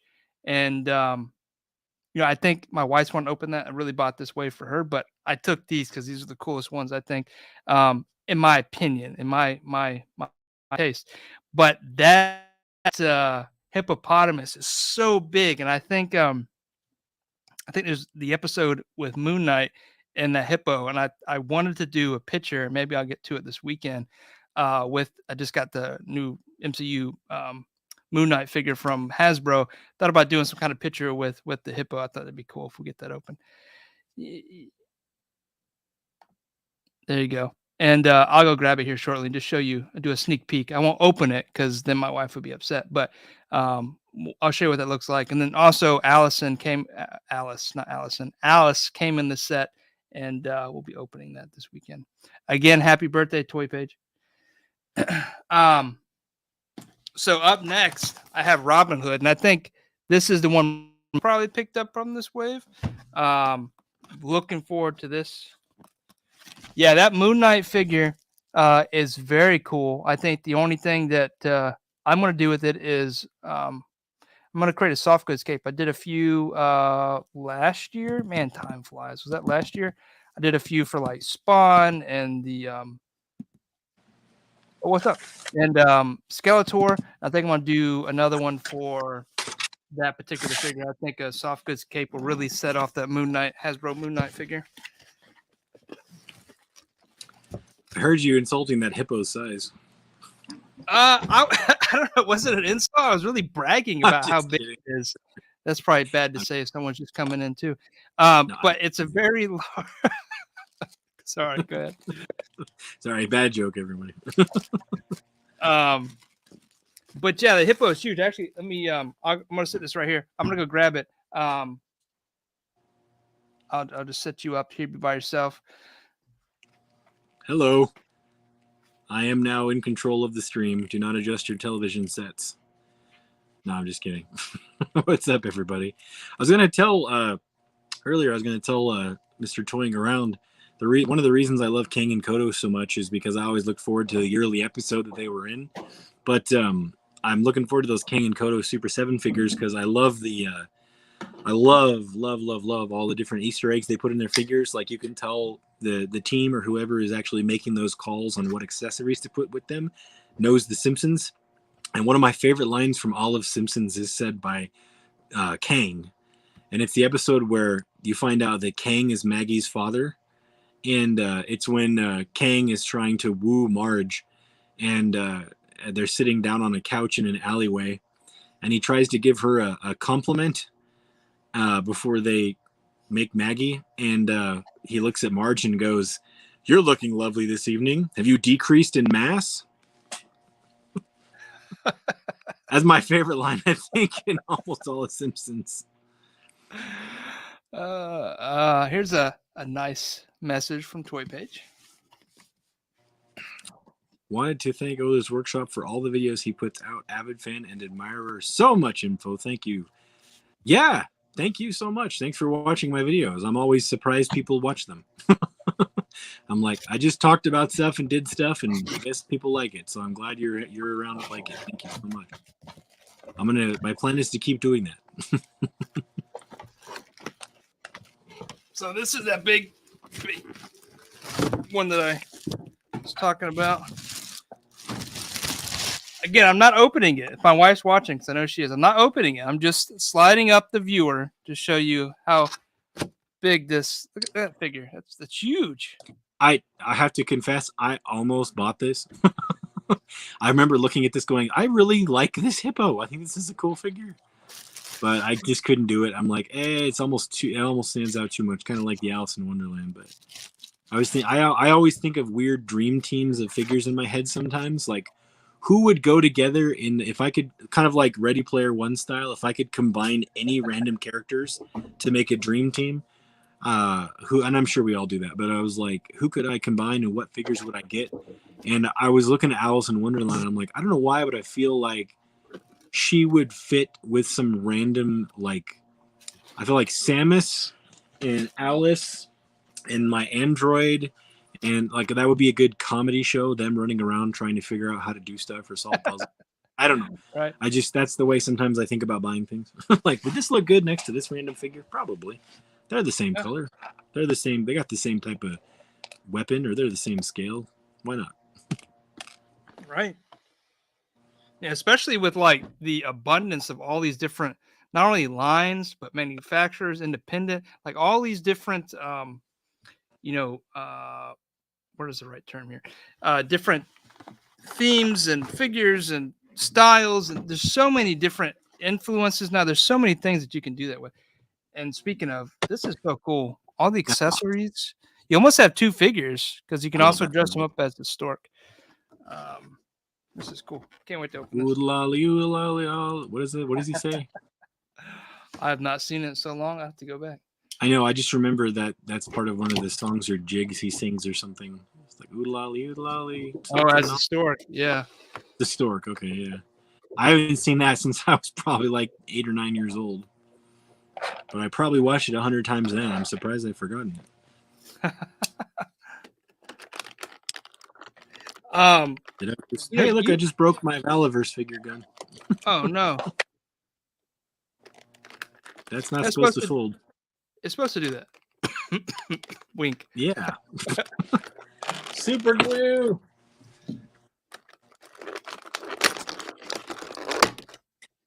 All right. Well, here's your tutorial. All right. Let's listen. Biggin. It's a dot of super glue.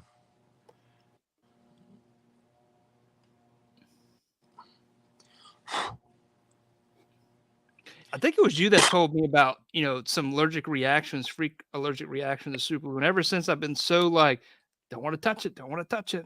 Yeah. Yeah. I actually forgot where I first read that or heard that. But yeah, I heard that if you're constantly exposed to super glue and you have a certain genetic predisposition, you can become like really badly allergic. And if you're exposed to it in vapor form, it can make you sick. And so I was like, I can't do that. I need to use it all the time. And yeah, so I'm more careful now myself. There we go. It's fixed. Like new. Never happened. What happened? What are you talking about? I don't know. It's something. Exactly. And there you go. A short tutorial on how to fix your Valaverse weapon. Oh, man, there's so many accessories. I don't know where to start on this thing. Oop, I just rebroke it. There we go. What not to do with your Valaverse gun?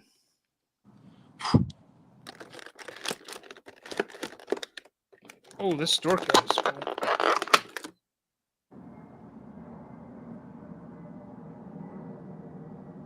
Is that a plane? Yes, I'm actually not that far from the airport. And there's also, if you can hear a humming in the background, the groundskeeper guys are here blowing all the dirt and stuff away. So, sorry. No, that's okay. I didn't know if my mic was distorted. It was low. And these head sculpts are really nice. Let's see if I can build the figure. And there's some stuff. Oh, man, there's a target. Oh, I thought it was a target. It's the back of the box.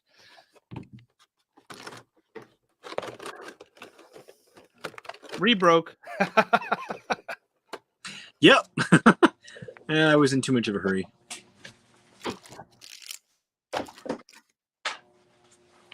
If you guys aren't familiar, this is a super glue accelerator. Spray it on. Do it. Make sure you do it right near your face so that you breathe it in, like I just did. And you, there you go. Now it's hard again. Let me ask you about the residue. The residue. Do you, like, let's say you're gluing parts together and using that accelerant, and later you're going to go back and paint. Do you clean that residue off, or does it like eventually evaporate? It does evaporate, but I do notice there is a slight difference in the sheen of whatever I sprayed it on. So yeah. I keep a rag nearby when I use it to immediately wipe stuff off, but that's usually all I need to do. I've never had to do any like serious cleaning of anything. Yeah, no goof off or anything to it. It's never been a problem for me. Everything I'm painted afterwards. If I just wiped it with a paper towel or a microfiber cloth, the paint seemed to be just fine. I think it's designed that way, so it's just because this is sold all the time in model shops and stuff. I think it's designed to paint over. Yeah. So I haven't done a deep dive into it, but it seems to be totally fine. Okay, there we go. The accelerator accelerated it. Accelerated. Oh, Excelsior. Sure. I'm trying to get these pieces out to actually convert him over to the stork. I think what it looks like is and maybe I'll break something too, is the waist pops out. Okay, that was easy. And then this pops in as a little ball joint. Okay. This head sculpt. Oh, does this? Yeah, this comes off. Oh, yeah, that comes off. All right. So I got him with his most dangerous weapons. Other people's other hands. Wah, wah. Yes.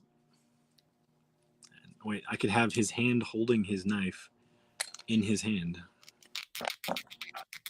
Double the grip. Double dragon. Remember that old game? Oh, yeah. Okay, there we go. Uh-oh. Just holding his hand, holding his weapon. Handception. I think if I did toy photography, all my pictures would just be ridiculous things, and no one would ever take it seriously. Because every time I have an idea, I'm like, that'd be a cool picture, and then I try, and I'm like, nope, this is why I do the dioramas and not the toy. I was actually going to ask, because you have all the elements to be able to, do it, right? You shoot video, you obviously have a camera, you have the toys, you have the dioramas. Do you dabble in some toy photography? I've taken a few pictures. Took pictures of my Ahsoka Hot Toys, Clone Wars Hot Toys, with the Space Bamboo diorama that I did. And I took some pictures of my Ant-Man and the Wasp Ant-Man with my New York City Brownstone diorama that I did. But that's the only really times I tried to seriously take nice images with the toys. Other than that, it's usually me just taking a picture for a thumbnail or something like that. Right. I noticed I was talking to who was I talking to? Was it Sgt Bananas, or I think it was. I was talking to him a long time ago. I was like, how do you have the patience to do this? Because those guys that do this, like Johnny and whoever else, and Jason and Jax and everybody that does it, they sit there and they pose them and they move a little thing and they'll go back and check the lens and go back, and that drives me insane. I just want it to be done and I want to take the shot, but I don't have the patience to put the thing together. And then they tell me they don't have the patience to make the thing, to put it in the thing. So it's we have a symbiotic relationship. I think the guys who make the stuff and the guys who do the photos. A different type of patience. I actually really like the way that looks. He's using his gun as like a butcher knife. There's a question from Toy Page. Recommendations on hiding seams. I've used nail filers, etc. Anything else? Hiding seams on what? Depends on what. Good follow up. I don't know what. Yeah, because do you mean the seam the inseam on your Levi's, or the seam on foam, or the seam on a figure? What are we talking here? I'm addressing my toys over here. Excellent. I don't know if you saw my review of my Hot Toys Captain Carter unboxing, but at the very end, I just said it like it was. Just a grown man playing with my dolls. Leave me alone. Right. Because I can't deny. Well, right now she's Captain Leia. I put Princess Leia's head on her. Oh, nice. I've got Captain Leia right now. Oh, that's awesome. But I just acknowledged, I just unboxed a doll. It's a doll. It's a pretty girl. It's a doll. It's a high-end doll. That's a high-end doll. I know. And then I think I joked at the beginning of my Ahsoka unboxing for Hot Toys. I was like, totally normal for 36-year-old men to unbox action figures of 17-year-old alien girls, right? That's normal, right? Absolutely. Okay. No, absolutely, yes. Bo-Katan should be shipping soon. It's been delayed, but I think finally she's going to ship. Hopefully at the end of this month. Been waiting. Yeah, I just got my notice that mine shipped from from Hong Kong yesterday. Nice. That means mine should be followed suit. I got mine through Sideshow. I don't know where yours came through, but Mine came from a place that shall not be named. oh, that's right. You're getting yours a little ahead of schedule. Well, that's still good news because that means Yeah, well, Sideshow's catching up now. They're catching up to where they're shipping stuff almost same day of release in China. So that's good. That's good for all the collectors. So I only have 3 more figures coming on the way from China that I pre-ordered forever ago before I did my big figure dump and reduced my collection. So I've got Bo-Katan, Mandalorian Ahsoka, and the chrome-plated Mando coming. Thanks, Yep. Yoko. Yoko. Doll power. Doll power! This is cool. Just the fact that they put that extra body on, like you could have swapped the other feet, but it came with this little posable tail. Just made, I don't know, just made that. I like this a lot. I almost want to get 2, so I can have the stork and There that we could go. be dangerous. Yeah, that works. It's like pop-esque. Yeah, there we go. Much better. This is fun. Yeah, definitely, Kevin. It's definitely worth it. I'm sure you got it on order. I think you may have enabled me to get this, but it almost seems like maybe you want to get 2 of these. You know, one for the fox and one for the stork. That's what I'll definitely display right, as the stork. What time we got? Yeah, that's the. Isn't that there? Remember? I don't know if you remember. Were you ever on DeviantArt? I think I heard you mention DeviantArt in the past. Yeah. It's been a long time ago. I used to put stuff out there. There was a whole time period where people all they drew was like humans as foxes, and I credit that movie with that.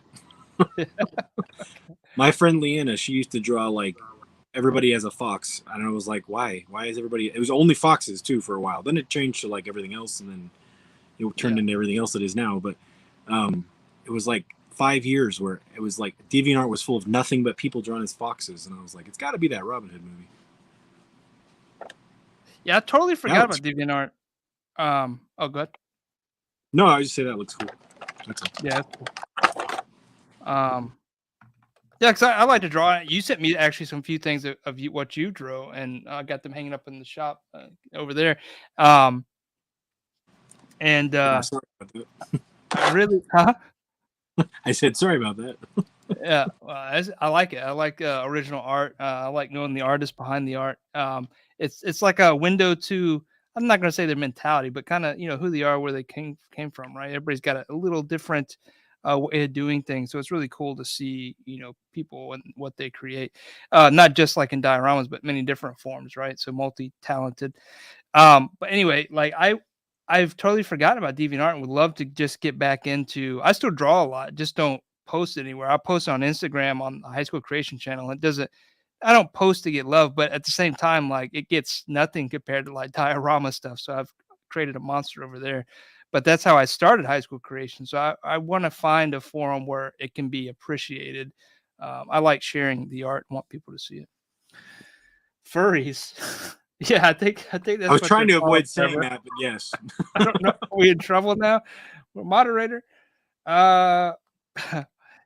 78 points. What's going on? Yeah, Kev is looking a little different today. I'm guest hosting for Kev. He and the family aren't feeling well, and we have the man himself here, Jordan, with Oilers Workshop. All right, let me put some of this. I got boxes all around me now. Yeah, all I see is a bunch of work to clean this up tomorrow. That is one of the nice things about doing it out here versus inside. Like I don't have to clean it up right away. I could just tiptoe back inside when we're done here and revisit it tomorrow. So on the subject of violence, I just was thinking about this figure because it comes with a knife, and I was watching random videos. I don't even know how I came across it. I was watching something about something during some historical thing like about World War II or something, and then it YouTube recommended me a how to knife fight video. And I was like, I need to watch this. Just, it looks entertaining. And it was an instructional video for the army, for people going into, it was actually for Vietnam.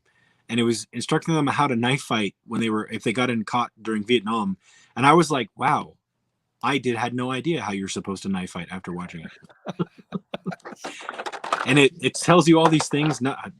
I'm not promoting knife fighting here, but it just tells you these things about, instead of holding the knife like this, you actually want to turn it sideways, and you want it lopping out of your hand a little bit, because you actually can deflect, like, all this weird stuff like that. But they present it in like this very, like, it's almost like, it's because it's done, I think it was for Vietnam, but they presented in this like 1950s little Jimmy goes to class type of video.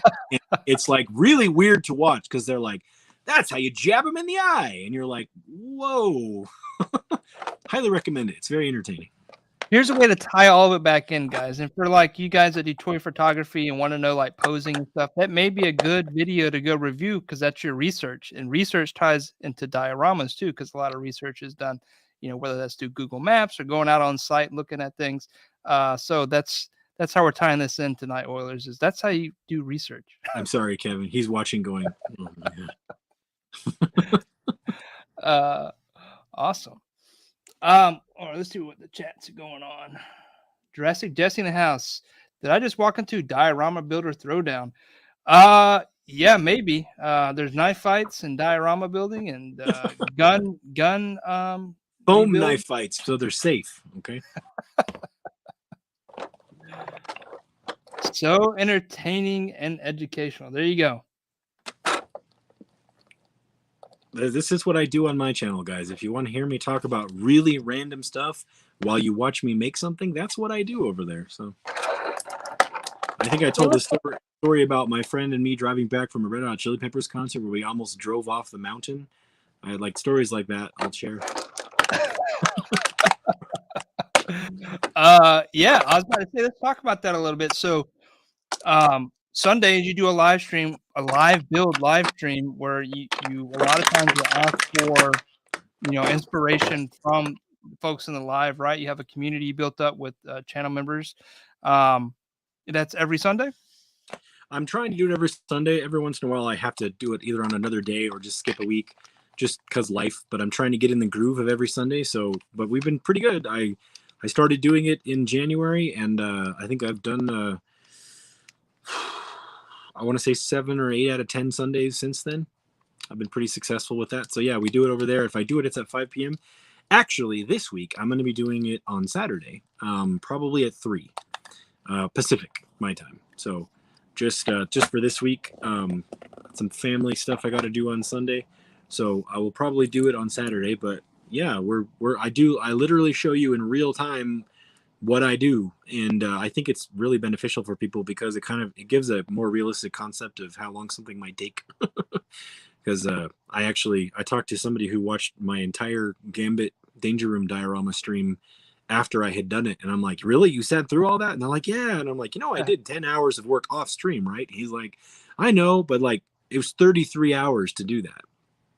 There's over 20 hours of footage there. So I think it's a good window into how long things take, but also to see in detail exactly how to do it, because I'm literally doing everything right in front of you. So yeah, and you've built now what, 2? I know 2 confirmed. You're starting the 3rd diorama, right? We've done 3. I'm starting, and I'm working on the tiny art experiment. Actually, we've done 4 technically. So we did this one right here that I'm going to give away before the end of the year. The very first diorama we did, which is, I might as well show it to you. 1/6 scale, right? Yeah, it can work for smaller, but this is, it was designed for 1/6 scale. This is inspired by Jeddah City from Rogue One. I was kind of going for a Star Warsy city vibe. And we made this one live, and then we made my Danger Room. Let me go grab it. It's right over there. My Danger Room one.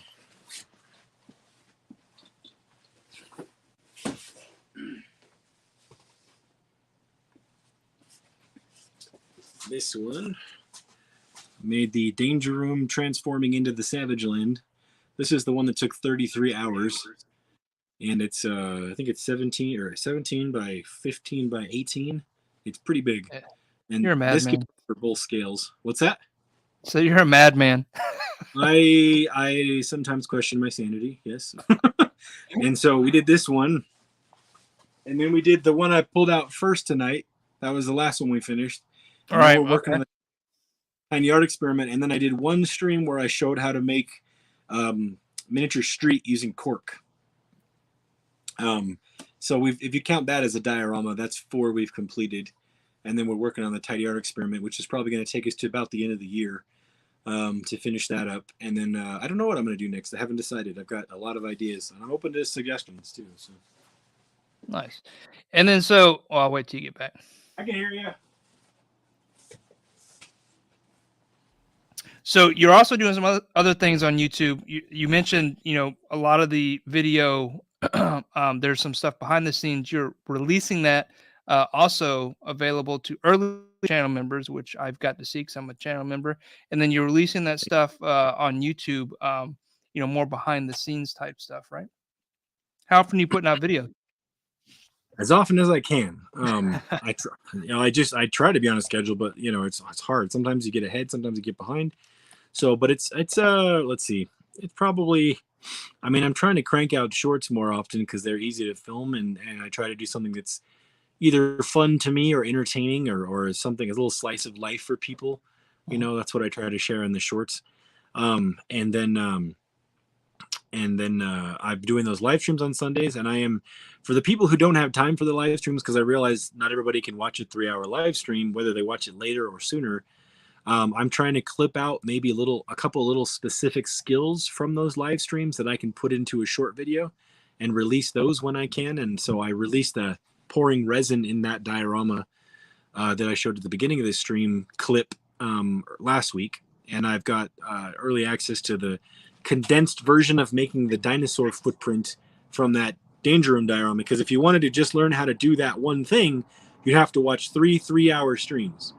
So I took all the pieces of that and clipped it together into one 20-minute video that is now up for channel members, which I'll release to the public in the next couple of weeks sometime.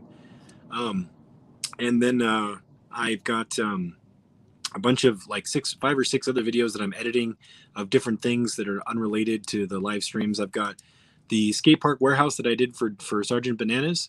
Yep. I've got a members only version of that coming, and that's just my thank you to the channel members. I give them a little bit more time talking about things. Not that the stuff I release publicly isn't like the whole build, but I just try to give them a little bit extra as my thank you, for doing that.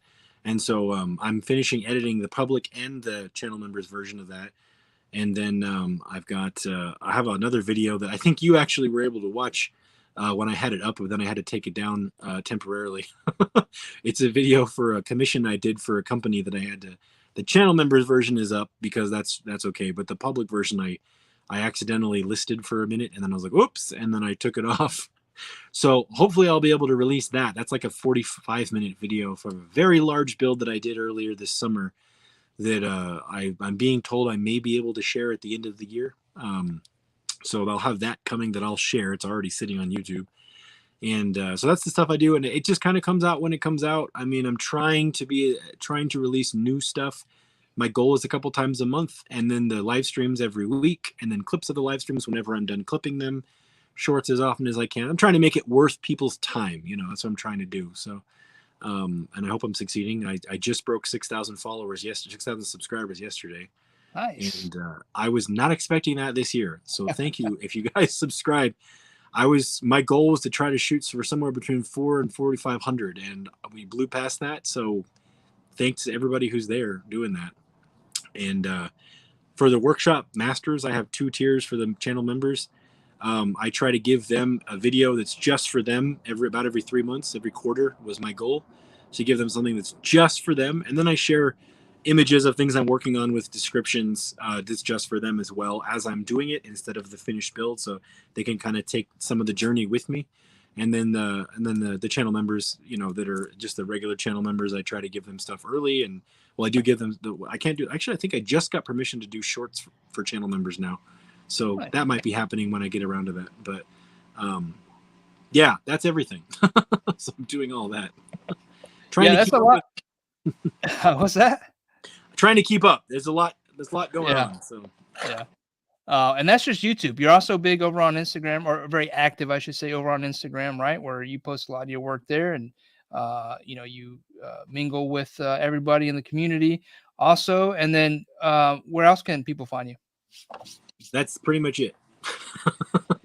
If let's ask this: if someone wants to, I know you're very busy, but if someone wants to buy a piece from you or commission something from you, Oh, how can they reach out to you? so direct message on Instagram. Is if you see something I've already made that you want, or my Etsy store. I forgot about my Etsy store. Etsy.com/shop/Oilers Workshop. You can go there to check out all the stuff I have. Like these paper templates are available. You can also buy these as a digital download, print them yourself on cardstock if you want. So you don't have to order them and wait for them. You can just get the digital and print however many you want. I made that available for people. And oh yeah, the other thing I'm working on. Let me grab it really quick.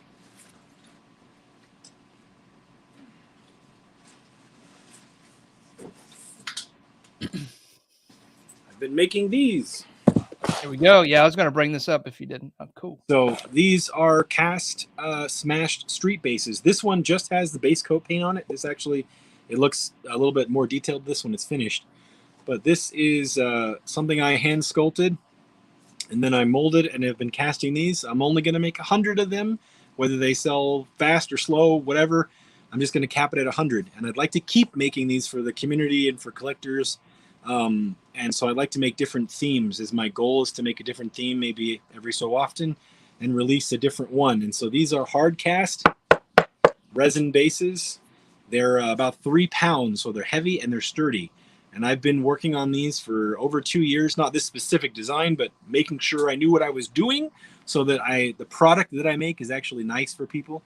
And so I actually had custom boxes made. This is number 14. I had custom boxes made, and there's a little thank you on the back from me and mentioning that they're handmade, hand painted, and made in America, just so that people know it's something that one guy did, that me being me. And so you can get these in my Etsy store right now.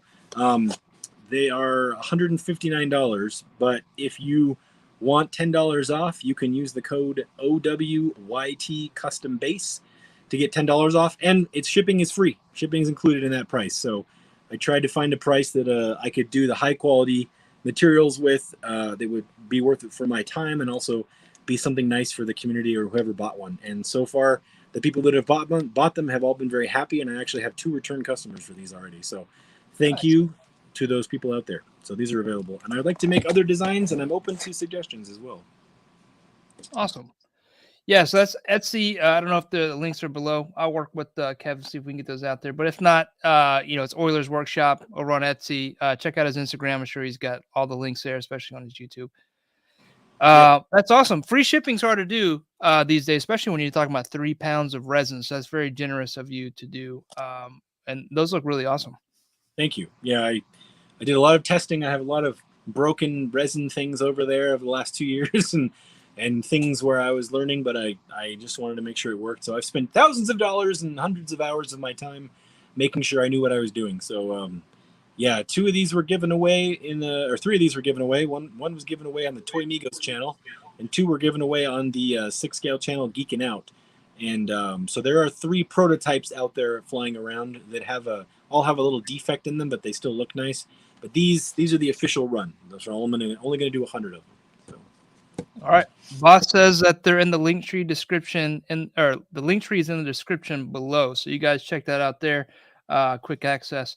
And talking about time and understand the value of time, we're at the 2-hour mark. I think that's the time for us. Jordan is a very busy man. He's got to get back to creating and delivering all this great content for us. So with that, any closing remarks for you, Jordan? I know we talked about all the socials and where they can find you, but any words of wisdom for us would-be creators or anybody inspired? I don't know about would-be. You guys, you're a do-be. Well, not a do-be. I just think no, don't be scared to try new things. I mean, I wouldn't be doing what I'm doing if I wasn't inspired by something I saw or learned and then tried it. When I realized you could make things with your hands that was as cool as Star Wars, I was like, I got to figure that out, and I just tried. And if I didn't try all the little things I tried off and on my whole life, I wouldn't be where I am today. And I plan on keeping doing it. So if any of you are interested, go watch High School Creations channel. Go check out my stuff. Get inspired, and don't be afraid to just make a mistake. It's okay. Yeah, that's how you learn. We talked about that earlier, right? Learn through the failure. But so with that, guys, I appreciate you guys allowing me to come in here today as backup for Kevin. Kevin, I hope you're feeling better. I hope the family gets better soon. It's been fun hanging out with you, Jordan. Getting to know you even better. Chat, it was great hanging out with you on unboxing. I am High School Mike. You can catch me at over on IG. That's where I'm most active as High School Creations. You are watching the unboxing on the Toyingaround channel. Make sure you are following and subscribe to this channel. Check out Boba Squadron. They do weekly breakdowns of Andor. They've also recently done the previous Star Wars series, so go back and check those out. Also, go back and check out the previous unboxing last Thursday with the enablers. And then next week, Kev, who's on next week? I don't know if you're still in the chat, but there will be another great guest next Thursday as well. And Kev's helping us, doing a service here by encouraging us to open our toys to make space for more toys. And with that, guys, happy Thursday. And then we're not there yet, but tomorrow is Reboxing Friday. So be prepared to rebox your toys tomorrow. And that's it, guys. Have a great Thursday. See y'all next week. Maybe I'll see you in the chats next week.